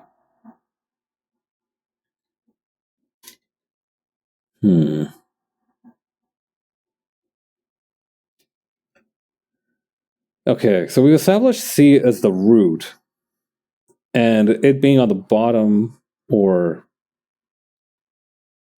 Wait, did I accident? Okay, hang on. I think... No, wait, I think then this might be the root position, maybe. Just maybe. Hang on, let me make my brain hurt a little bit more. Huh. That was not at all helpful. This visualization is not at all helpful for what I want to do. Cool. Okay. Again, I don't... What's fucking me up is that I understand, like, this is probably, like, perfectly true, but at the same time, like, my brain is not understanding, like, there are only three possible voicings of a triad. Like, that's not true, though. You have three notes, and you've only given three examples for how they can be combined. Yeah, like, obviously you can rule out some of the, like, a combination like CCC, right? Because that wouldn't make sense. You're just playing the same note over and over. You could probably rule out CCE, right? Like two of the same letter, but you'd probably still have at least a couple of other combinations here, right? In any case, okay, whatever. Since there are only three possible voicings of a triad, it is relatively easy to hear them in that they are a common feature of the past 2 centuries of traditional harmonic structures in Western music. The use of the exponentially more complex voicings arising from 4-voice, 5-voice, and larger chords is more challenging. Okay, so the triad is the most basic type of chord. 4-voice and 5-voice ones, which means like 5 notes being played at the same time, is also possible. Wait, hang on. This is really funny. Hang on.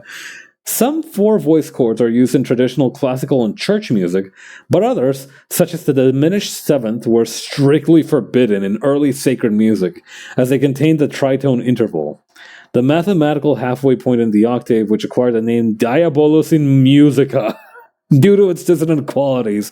This is some... What are you like... What is this Chuny Bio shit? What are you called? The forbidden diminished sevenths, Diabolus in Musica. That would go so hard as like a boss subtitle, though. Okay. Why? Oh, I get... Okay. Due to its dissonant qualities. Okay, that's why it was considered demonic. Okay. Cool. Other 4-voice chords were not used in symphonic and classical music until the French Impressionist era and in modern jazz. All triads and 4-voice chords were built within the octave, or 8-note scale, in which encompasses the do, re, mi, fa, sol, la, ti, do of the major scale, for instance, or the scale steps 1, 2, 3, 4, 5, 6, 7, 8. 8 being the octave where the pattern starts all over again. Oh, is that true? Hang on. If we go back here to the piano roll. Okay, so we got C, D, E, that's 3, F, G, A, B, and then it goes back to C. That's... Hang on, that... Okay, C... Okay, A... G... F... E... D... And then it goes back to C. So wait...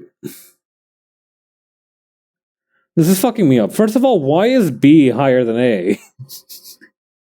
Why is B higher than A? Oh, okay, hang on. A, B, C, D. Okay, yeah, that's on me. That's okay. I'm gonna take the L on that one. That my frustrations with that one were purely fabrications of my own mind. I'll cop to that. But yeah, okay. Maybe they're counting the sharps as well. So like maybe it's like A sharp, B no B sharp. B sharp does not exist. C sharp exists. So that's 5 already. D sharp, that's 7. E, F, we're already at 9. That's not an octave anymore. F, there's 10. There's 10 of them. Whatever. Anyway, talk to me more about these octaves. All triadic and therefore common chords can be constructed the same way using the 135 formula. Take the C scale, for instance. C, E, G, D, F, A, E, G, B, F, A, C, G, B, D, A, C, E, A, B, D, B, D, F. The BDF file. I feel like I'm looking at a freaking DNA sequence over here.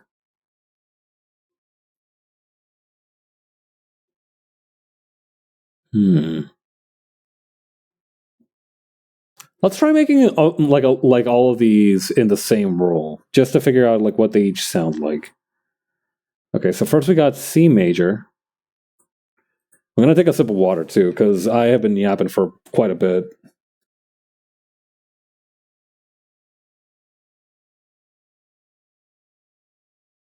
Okay, so what we got in our hands right here is a C major, at least as best as I can figure it out. Then the next one up is the D minor, which is gonna be a... Should we go on... Yeah, let's just do it kind of like on this scale, because this one's the closest to like what the uploaded sample was. Okay, so that's gonna be D.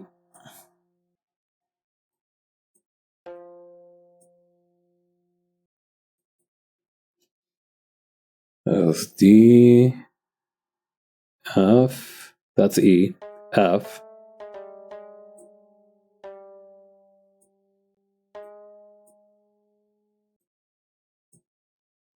And then we go to the A.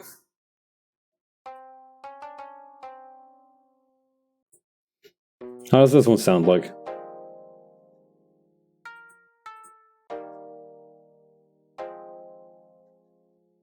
Okay, interesting.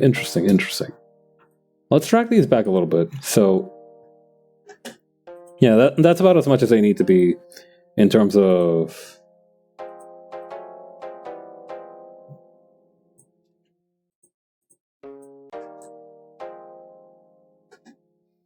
Okay. Okay, then the next one is EGB. I'm just gonna grab these again, and then I'm just gonna chuck them somewhere else. Okay, so this is E. Okay, this is C. Where the hell is E? Okay, E is right here. Okay, so we gotta move it up a couple steps.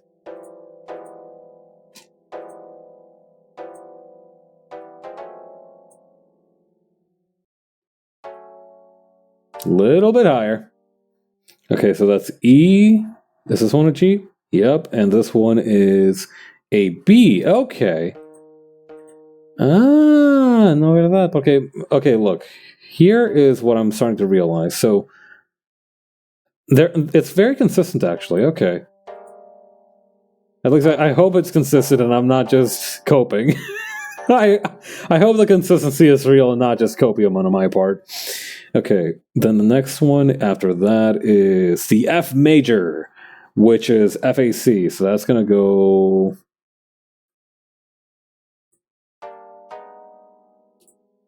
F, that's G, that's C. Oh, this one's also a major chord. So like the C major over here, it also follows this pattern where it's like three notes skipping and then 2 notes skipping. Is that also going to be true for the G major chord? So GBD, if I grab this sucker here and just plonk it down to G post haste.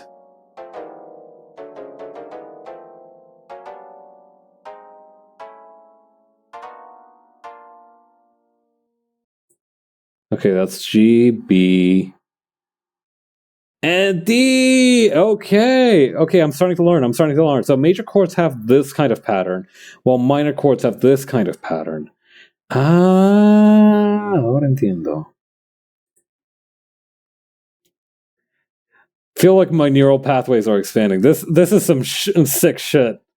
Y'all hear about learning? This stuff rules. All right. Okay. So then the A minor is gonna go back to grab some of these. I can feel it. I'm gonna like make a bet, right? That this is how it's gonna work. The A minor is gonna be this one here. So that's gonna start with ACE. So that's gonna start with.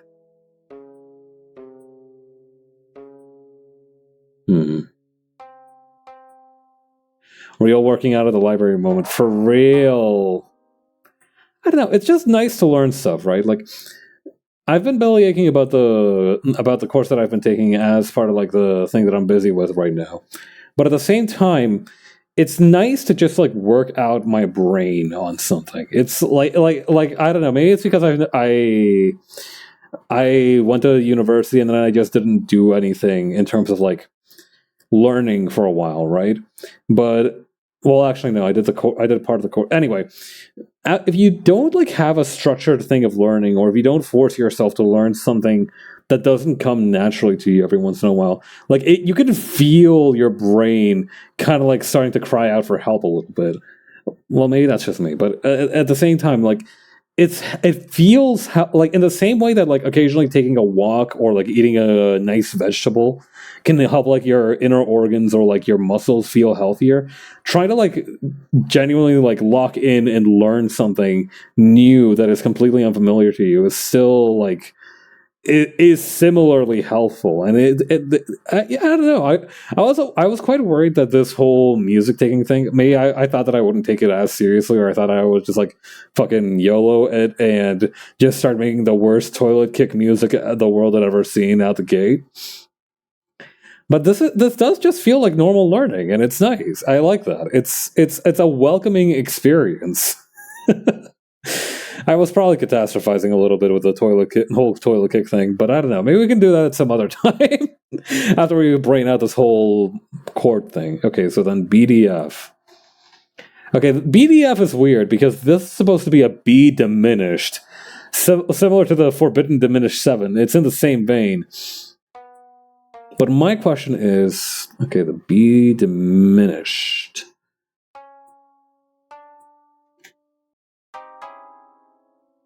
That's getting really high in terms of like just note stuff. Okay, so that's B, D, and it says F.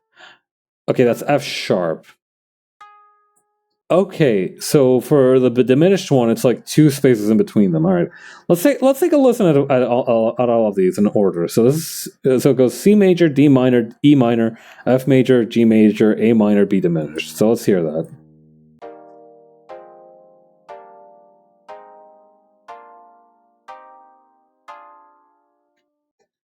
Oh, that's do re mi though. That's totally do re mi.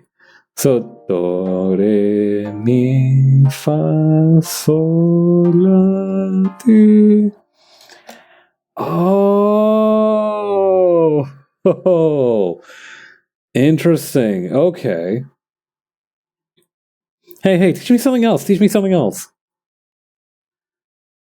Okay. Interesting. Okay, the scale of C major just must then mean that it's like so do re mi fa sol la si do. But with starting as C major, it's kind of like the anchor. Huh. Okay. Seventh chords and triads are with another fourth note and seventh by the fruit. They're characteristic of jazz music and provide more color than a basic triad. Okay, so let's just say. Okay, so let's go back. So we have figured out this part. So insofar as the what do we call? Hang on.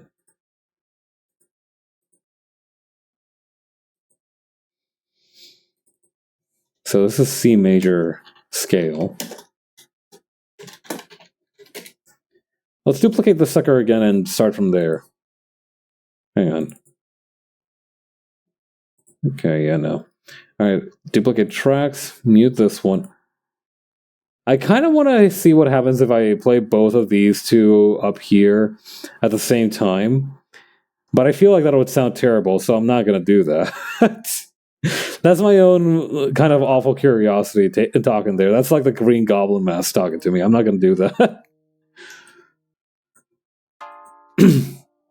It's really fascinating that at this stage of the learning, I don't know how to make music itself, or like how to, or like the steps towards doing that. But I can instantly recognize. I bet this would sound really, really sick and twisted in a fucked up way.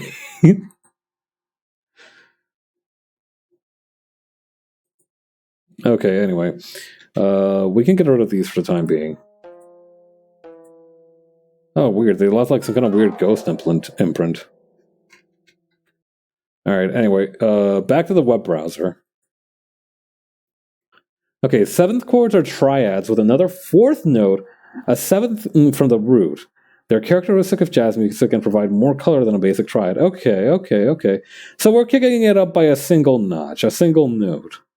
So, for example, where we would have the... Oh, wait. Is that what the 1, 3, and 5 mean? Okay, so hang on. Go back to the piano roll for specifically the C major scale that we were working on. Okay, so if we take the C to be 1, the 3 would be... Okay, 1... Okay, so C, 1, 2, 3, 4, 5, 6, 7. Okay. I mean, that doesn't really work, actually. Hang on. The 3rd or the 5th?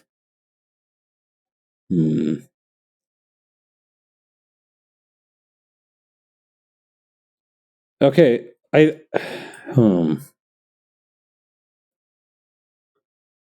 Okay, hang on. Scale degree. Let's talk about scale degrees, because I feel like if I can figure out scale degrees, I can brain this out a little bit easier.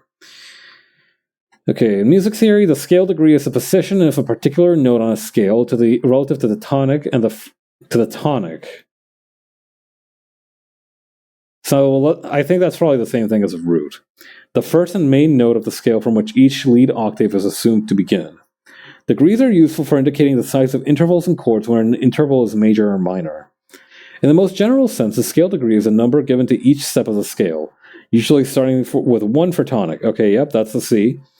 Defining it like this implies that a tonic is specified. Me, when I'm an alchemist, specifying a tonic. For instance, a 7-tone diatonic scale may become a major scale once a proper degree has been chosen as a tonic, e.g. the C major scale, C, D, E, F, G, A, B, in which C is a tonic. If the scale has no tonic, the starting degree must be chosen arbitrarily.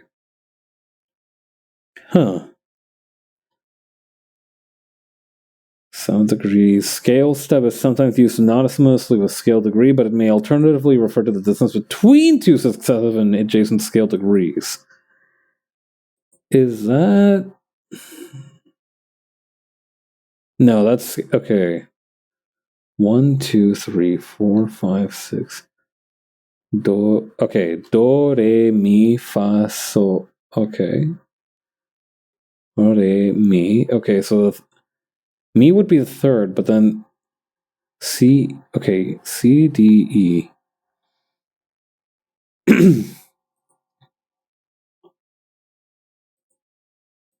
C...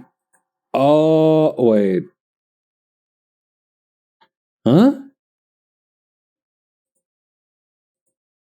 Wait.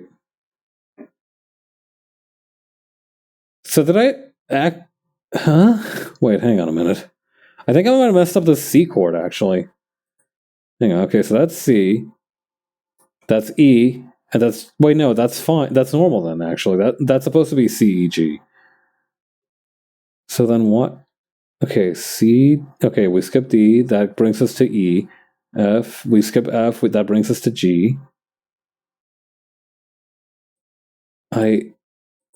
Huh? Whatever. Okay, so if we take this major 7th, right? Let's forget about all that. Okay. I guess it'd probably be... Oh, wait. They're not counting the sharps. That's why. So if you think, okay, so if you just think about it in terms of like the alphabet, then yeah, it makes sense that you go from C to E by going C, D, skip D, and then you just go to E. Okay, so the actual like the visual representation of this, we cannot rely on that. We are not. We're just forgetting about that right here. That being said, I'm gonna grab these and open up the one for the one that we're working on here. Oh, that does transfer them over. That's pretty handy.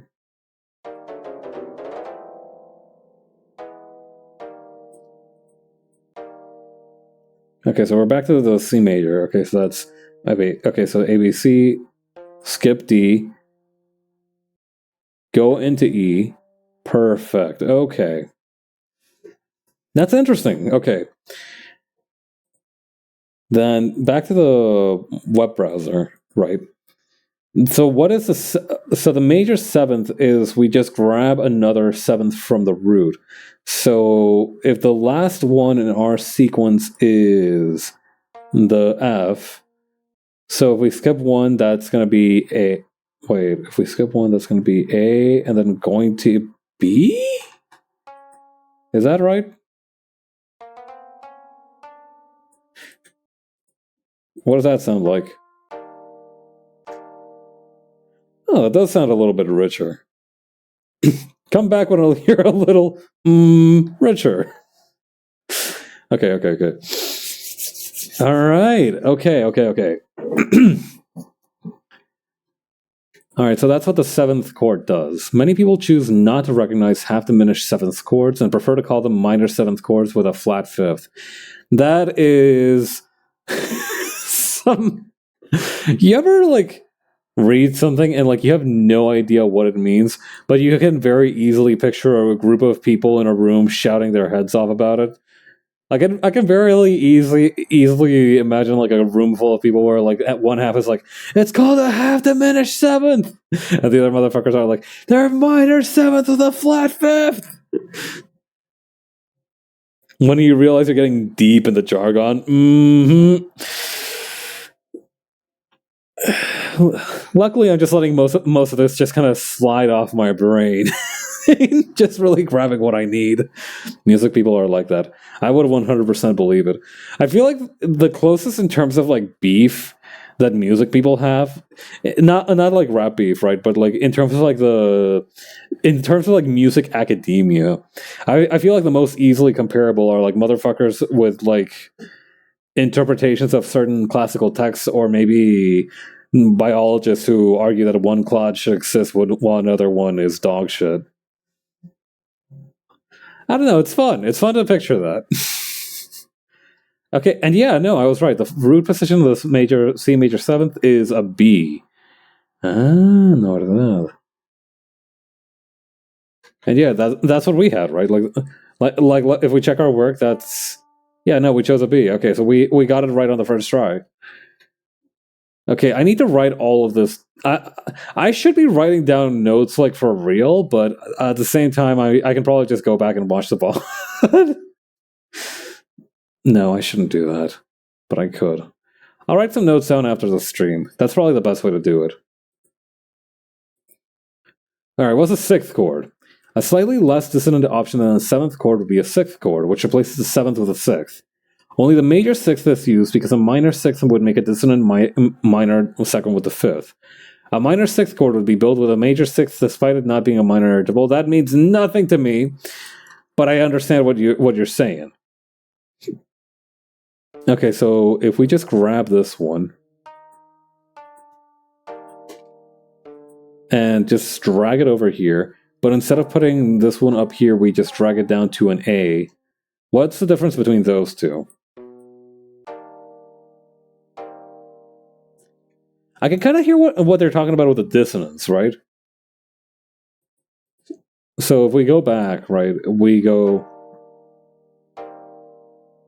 I can kind of hear the dissonance in the first one now that you're comparing it to the second one.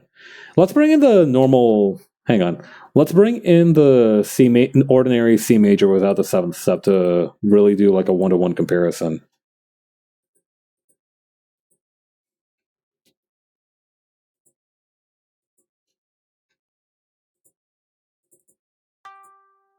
This is fun. It feels like a science class almost.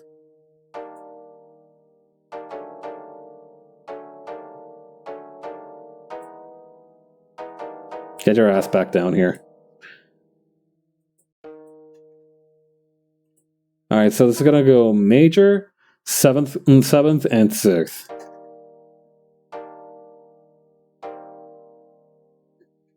Okay, so what if we put the 6th first? What's that sound like? I like when I drag some of these because I don't have a particularly steady hand with a mouse. It sounds like I'm throwing a bagpipe down the stairs.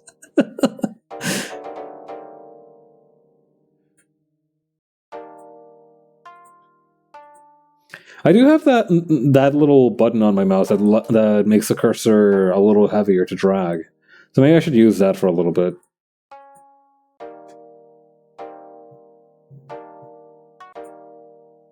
Interesting. Okay.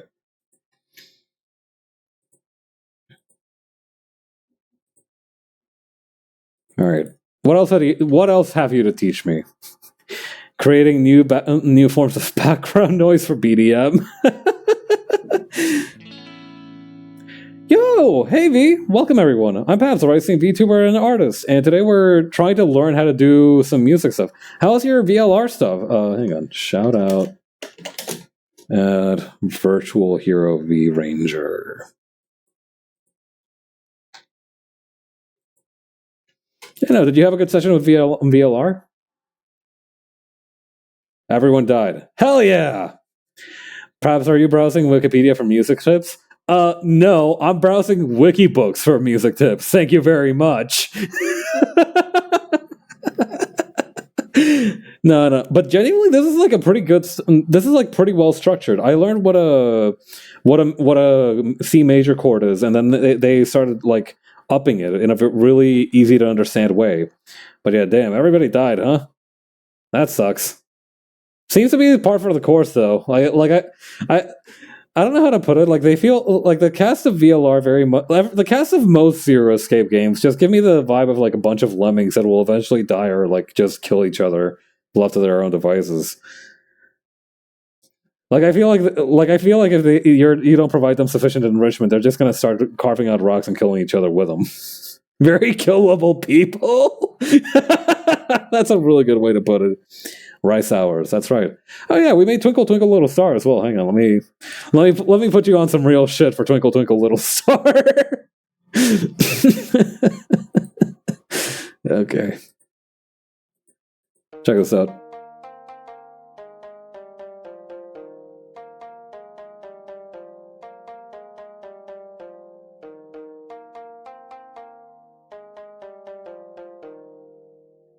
Learning how to do that was like winning the Super Bowl for me. I had to fucking fight for my life to make that happen, and I'm only slightly exaggerating. But yeah, no, now we're learning about sixth and 7th, right? So this one here is a C major scale. So that's going to go from like do, re, mi, fa, sol, la, ti, do. Starting with like the C major. So that's going to go...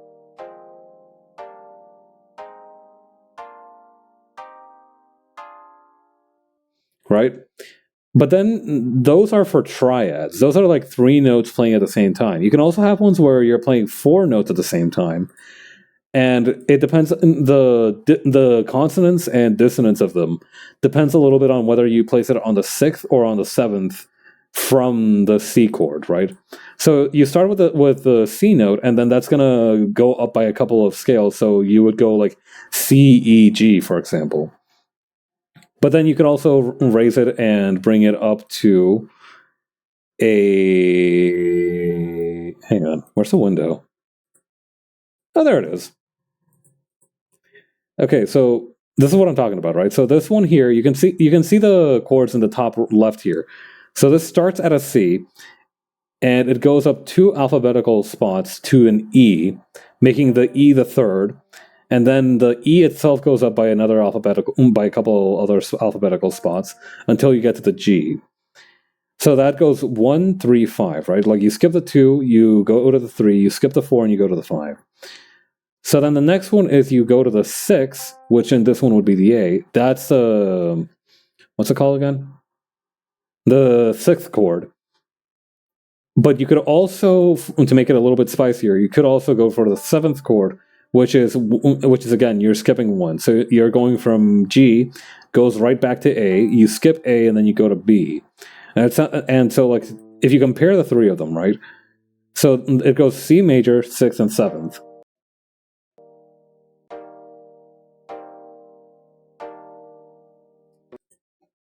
It's so interesting to me. It's very exciting to learn about. At least it is so far. Let's see how far the Cavalier attitude can take me. I think it'll take me pretty far though. Okay, the next one is chord notation. People very often abbreviate chords into... Oh, yeah, we also learned about this dude called Henry Colville. This is a caricature somebody made of him, but he basically started a riot by playing the piano in a way that was so weird that everybody wanted to fucking kill him. But then now the other half of the auditorium wanted to save his ass. It was really quite chaotic. You see how, like, you can see the piano strings going curling into his fingers?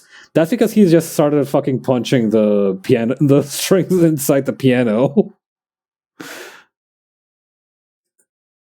This dude is kind of my hero. Okay. People very often abbreviate chords into just a couple letters and symbols and put them on sheet music or jazz lead sheets. Some chord symbols on chords with the root C are the following: C major, C minor, C augmented. You can augment these suckers? What is the augmented C? What is C augmented? We haven't covered augmented once.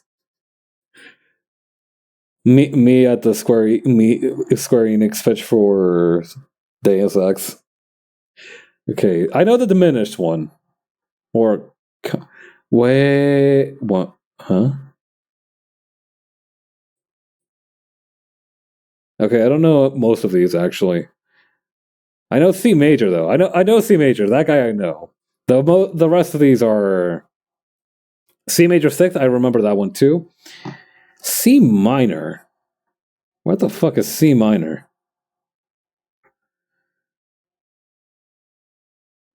Okay. C major 7th. I remember that one. Having it just be the C triangle. Wait, how come? Okay, I was gonna say, why can't you just say CM7? Why do you need to introduce a delta symbol in there? Why is there a Why is there? I guess we're doing triangles now. Motherfucker working at the chord notation factory. This one's been fucked up from the beginning though. Like half diminished 7th just has a fucking. Guess we doing delta now. This one just has this creepy cross 0.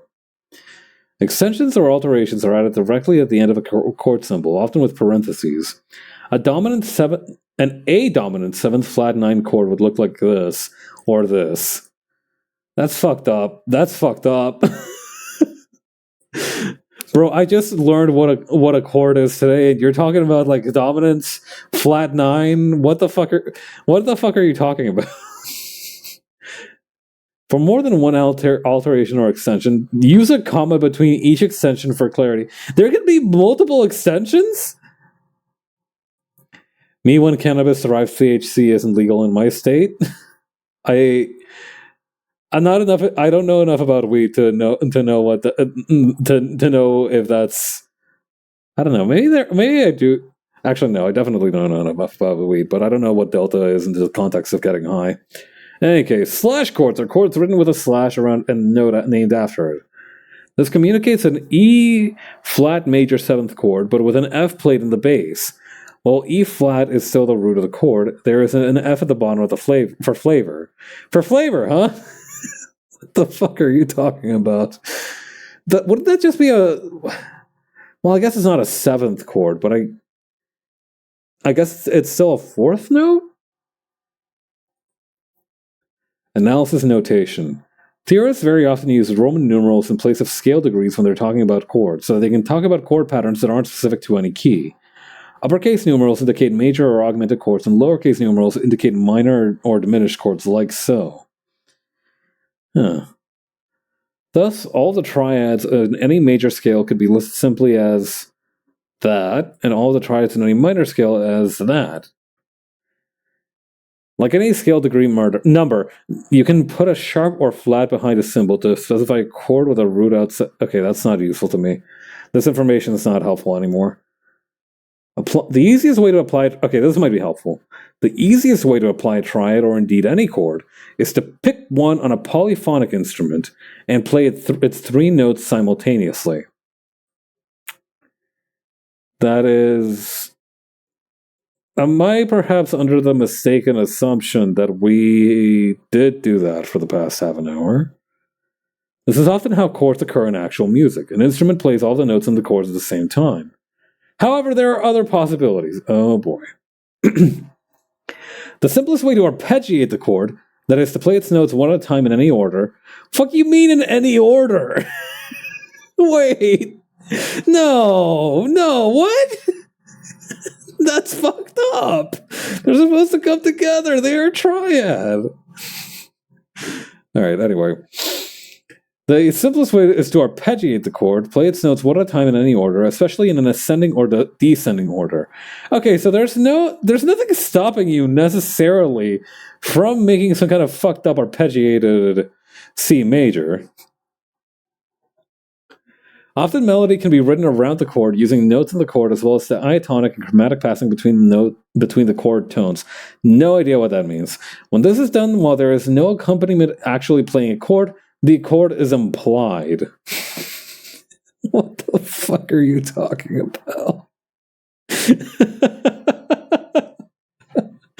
Other chords. Okay, we're gonna do that arpeggiation shit in just a minute. Let's look at this other chord so we can finish the article.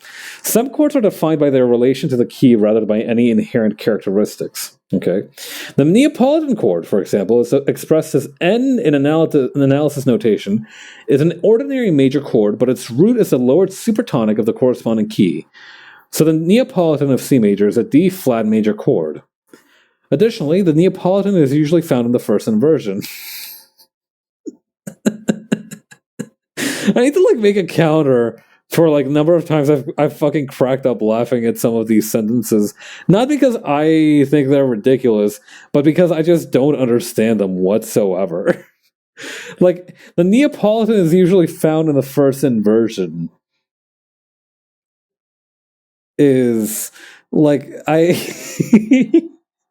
I'm trying to derive meaning from context.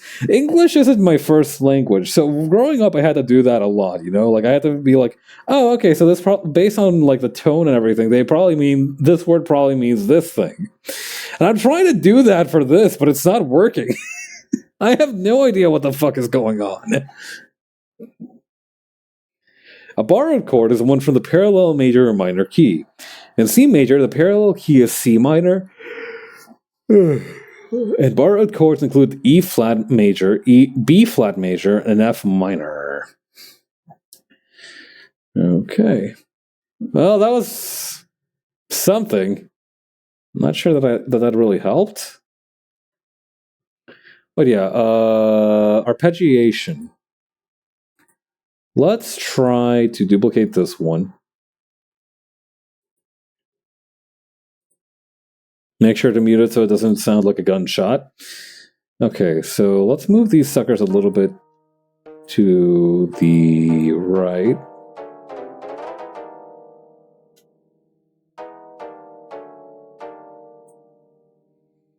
Okay, so arpeggiation just means we're delaying each of these in maybe ascending order. So what does that sound like? Can we put them closer together? How? Okay, so I know it said you play them one at a time, but how close do they have to be to do that?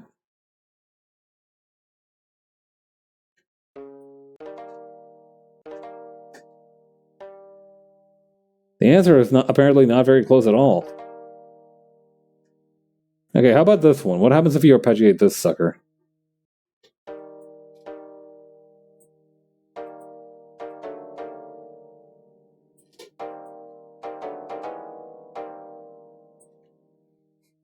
Feel like I'm doing some kind of free transform shit on these chords.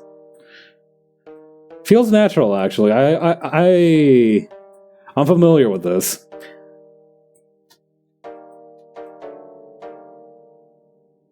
I was low-key hoping that because this looked like you could basically draw and paint on it, I would be able to figure out something that in that regard, but I feel like that's a slippery slope into doing something awful. So I'm not going to do that just yet.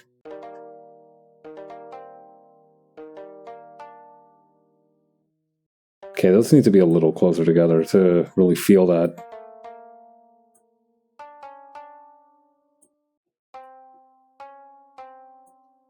How about this?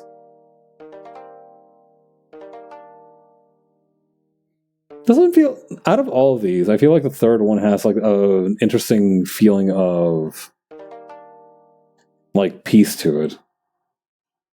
I don't know. All right, what else can we learn today? Because now we've learned the very, very, very basics of chords, right? So like we now understand that a chord is like multiple notes played together. They can be arpeggiated. That doesn't really do much, but I do understand like what a triad is and like what root, third, fifth, and seventh mean. So that's something. That's something. Okay, and then consonance and dissonance. I feel like there was a part somewhere that gave me like a full list of chords. Does this lead to the Wikipedia page? Yep. Oh, complete chord reference. This is what I'm looking for. Or actually, let's keep this one open and just have it available for reference in the future. A major scale has 7 different notes and then ends back on 1, making a total of 8 notes. Chat, is this true? Hang on.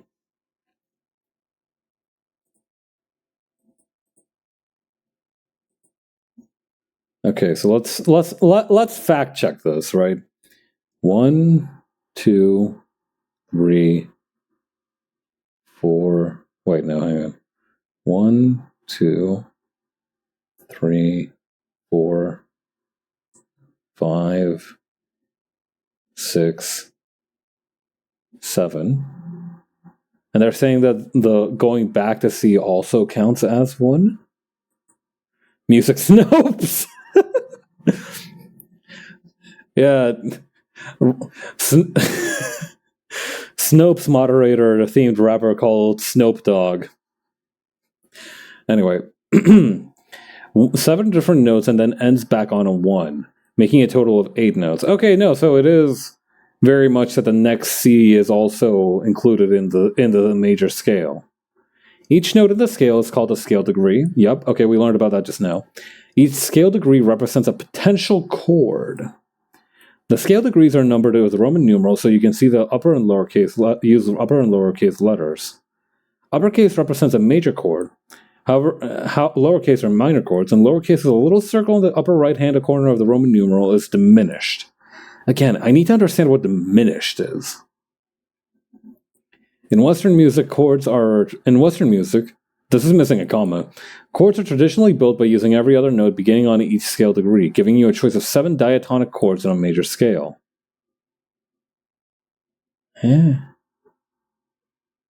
Oh, maybe that's what this 1, 2, 3, 4, 5, 6, 7. Yeah, okay. So that's what this 7 diatonic chords on a major scale. Okay. So no, that tracks. So scale C major has 7 diatonic chords. Right. Okay. The formula to make a major scale is the same for every single major key. The 1, 4, and 5 are the only major chords in a traditional major scale. The remaining chords are minor with the exception of the 7th, which is diminished. Wait, hang on. So wait, no, never mind. The scale numbers would look like this. The 5th would have lines above to show it as major. Huh?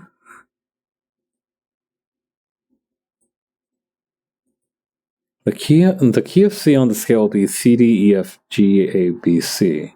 Yep. That tracks with what I've seen. Since triad chords are built using every other note from the one you begin on, a C major chord would be C, E, G. Yeah, okay, we learned that just now. That's good. Okay, it is consistent. The knowledge is preserved across our learnings. Okay. The first note, in this case C, is called the root. After that, you count the steps away, starting with C minor, with C making the third E. Yep. You can keep extending chords, making 6th, 7th, 9th, 11th, 13th chords, and sus4 chords. Sus4? What do you mean, sus4 chords? Okay, no. We covered the 6th and 7th chords, right?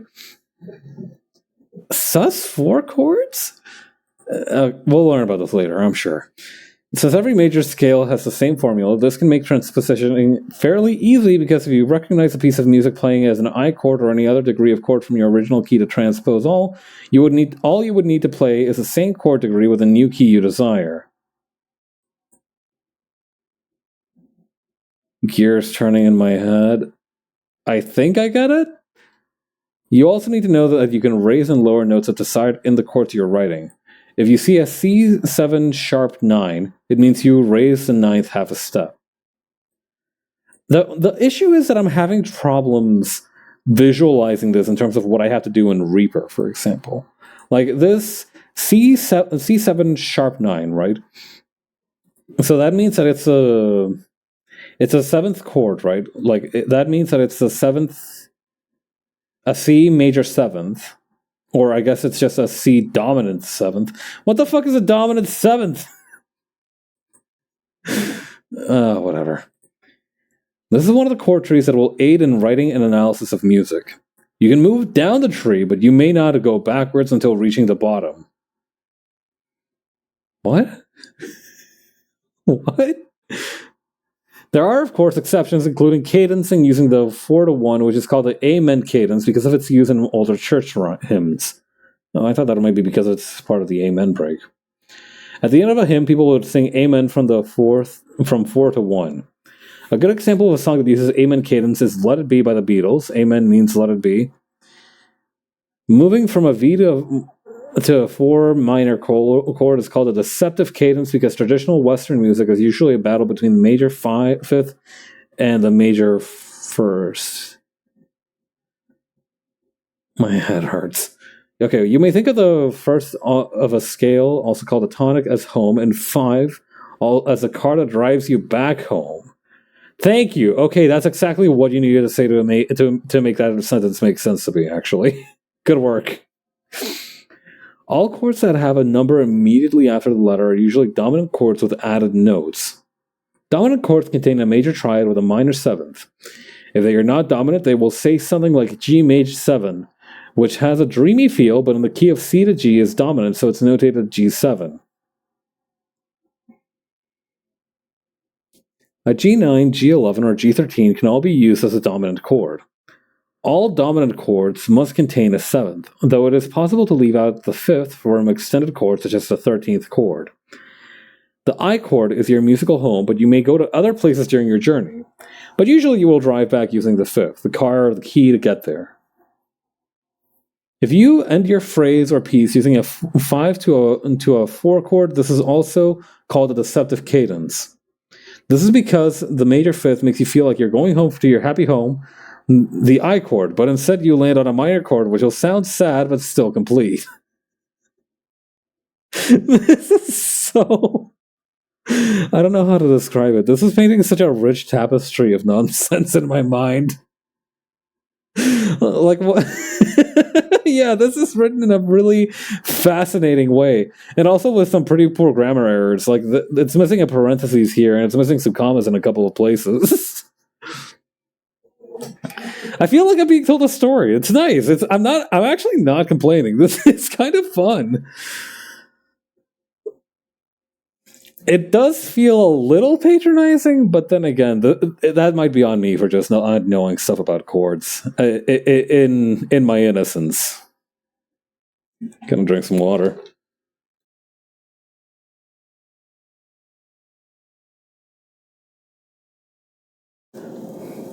You'll understand the cadence thing when you hear it. Yeah, no. That makes sense, actually. Because so far, what all of this saying tracks. Because the fifth would be like in the context of the thing that we were looking at, right? If we look at our arpeggiated thing, we are looking at a. That would be the. Wait, Johnny, do you know stuff about music making or like music theory? In any case, so that would be our G chord up here. That would be our fifth, and it makes sense because if we go up to that, we want to eventually return to the C chord or to the C note. At least I hope that's what it means. I get the feeling that this is very much like almost like how there's like 10 millimeters in a centimeter and 100 centimeters in a meter and 1,000 meters in a kilometer. I know a little music theory, but it's been a hot minute since I used any of it. Mm-hmm. But yeah, no, it definitely feels like it's just like I'm now on a. We're now talking in terms of chords instead of notes, and I'm still thinking in terms of notes, so I can kind of. But it's still like the same bass, if that makes sense. So even though I am thinking in terms of notes, I can just kind of expand that into a chord. In any case. You may move across degrees and interchange the chords, or can skip degrees entirely if so desired. But here's a nice chord progression. Okay. That's a good way of thinking about it, yeah. Okay, nice. Cool. Okay, let's see. The 4, 3, and 5, the 1, 4, and 5 are the only major chords on a traditional scale. Remaining chords are minor. Okay, so yeah, 1, 4, and 5.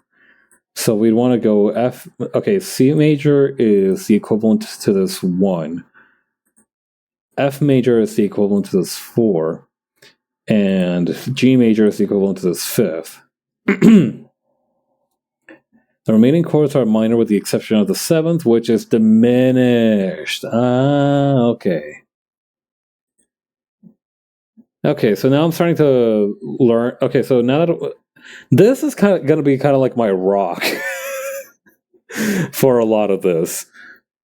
Because we do have these chords on hand, and if they ask us to do something using the scale numbers, we can just apply those to this.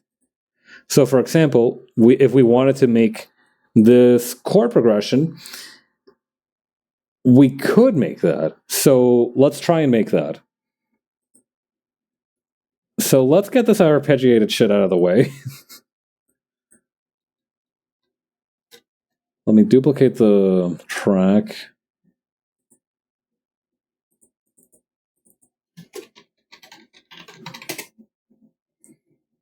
Okay, mute the track. Go to example chord prog. Open this sucker back up.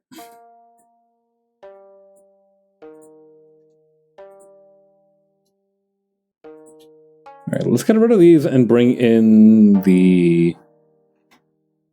I really wish you could have two of these open at the same time. Is that possible? Am I allowed? Is that permitted?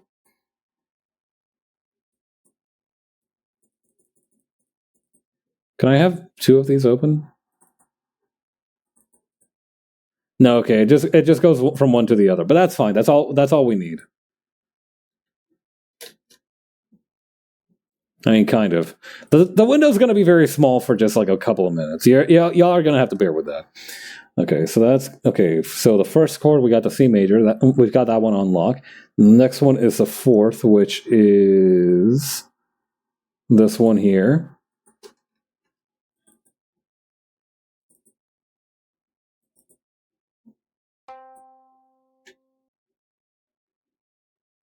Then we're going to go back here, nab the 5th. Where are we? There we go. Okay, so it goes. Oh wait, no, hang on. I messed up. We need to go from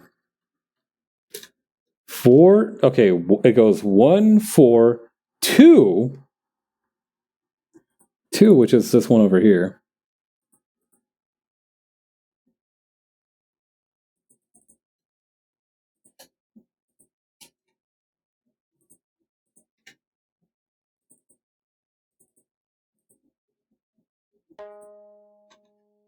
Okay, 1, 4, 2.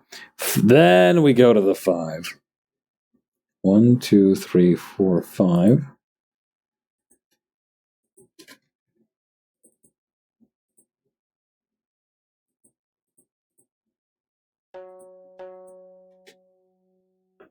Okay. Okay, 1, 2, 5. Back to 1. Returning to the base. Home run. Stealing the home run. Okay. Then we go to minor. Okay, that's 6. 1, 2, 3, 4, 5, 6.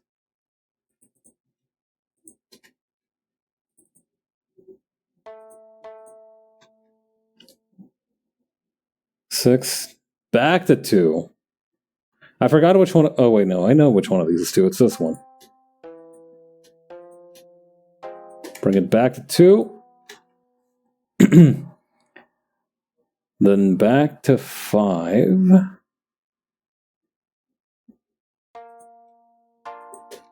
This feels kind of complicated. Can't wait to hear what it sounds like at the end, though. Back to 5, and then back to 1.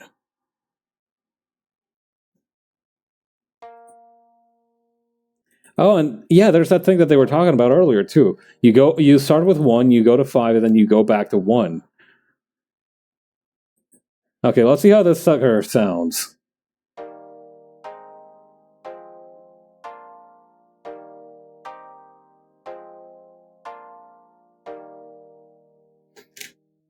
I know that one.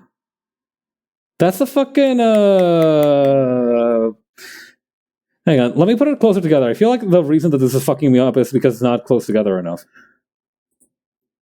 That's like the sound from a game show. I don't remember which one though. I think it might be Jeopardy. Like it's a sound on the timer that it has. Can you just let me select this shit? Thank you.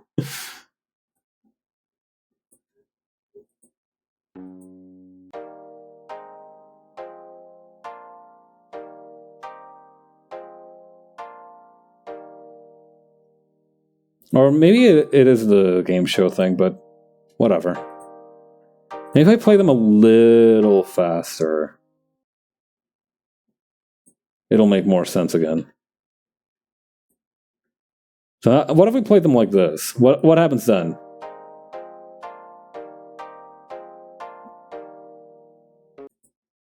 Okay, interesting. I don't know if that's supposed to be any specific sound, but whatever. Hang on. There we go. Okay, so let's just... Okay, I think we can probably wrap up stream pretty soon, though. In any case, okay, a good key to practice it in would be C, because there are no sharps or flats to remember. That you can do it in any major key. In this C progression, in C, this progression would be C major, F major, D minor. Yeah. Okay, that we got that one right.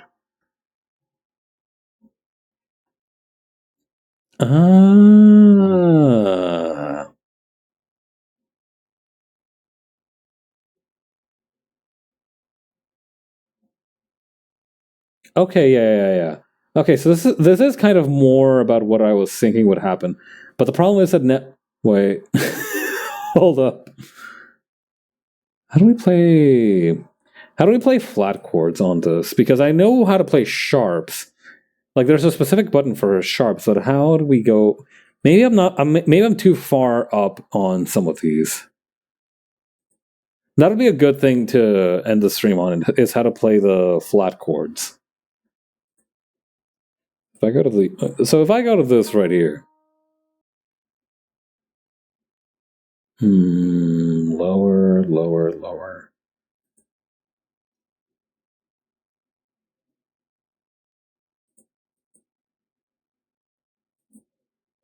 I kind of want to learn how to do this shit in like this Excel format too, because I feel like it would be really funny if I did that. Or wait, actually, hang on. Could I add?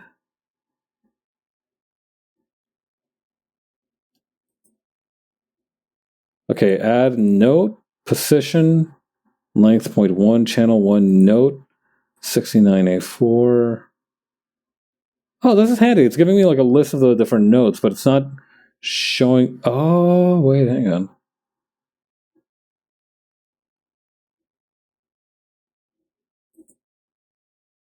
Hang on. Let me go look at the notation again.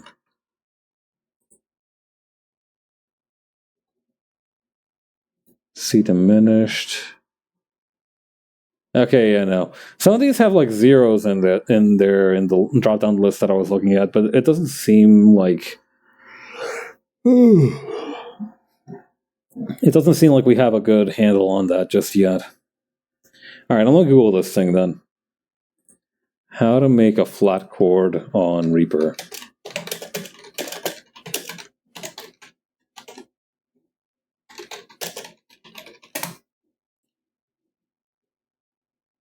Oh, here we go. Notation editor, fastest way to make sharps or flats.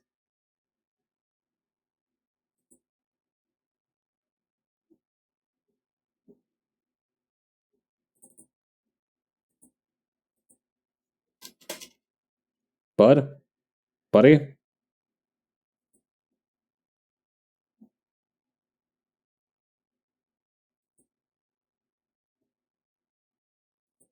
I guess we're going to Reddit.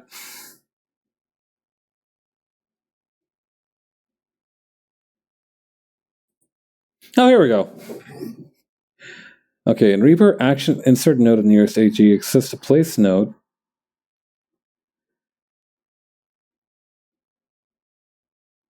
I use a custom action for what you described. Move a semitone down and set flat accidental. Reaper also looks at key signature and decides if non-key notes should be flats or sharps and if not specified. Huh. Plus or minus semitone. Is that something we can do?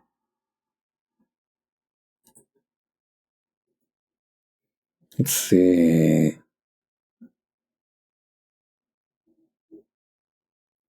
Yeah, no, I have no idea how to do that.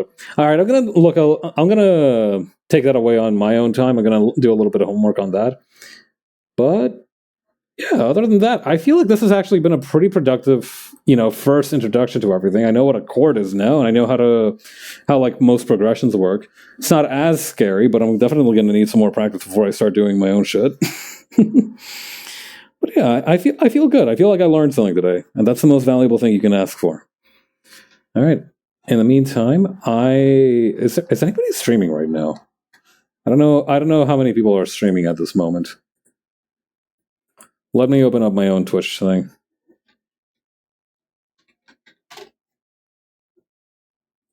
Twitch.television. Oh yeah, there's a couple of people. Oh, Kindred, who is doing some music production. Kindred has done music stuff for my friend Marita. They're a pretty cool person. I'm going to go right into their stream. They also do music stuff. All right. In the meantime, take it easy. I'll be posting up a schedule for next week on social media. And yeah, I hope you have a good rest of your weekend and happy Labor Day. Catch you later. Bye.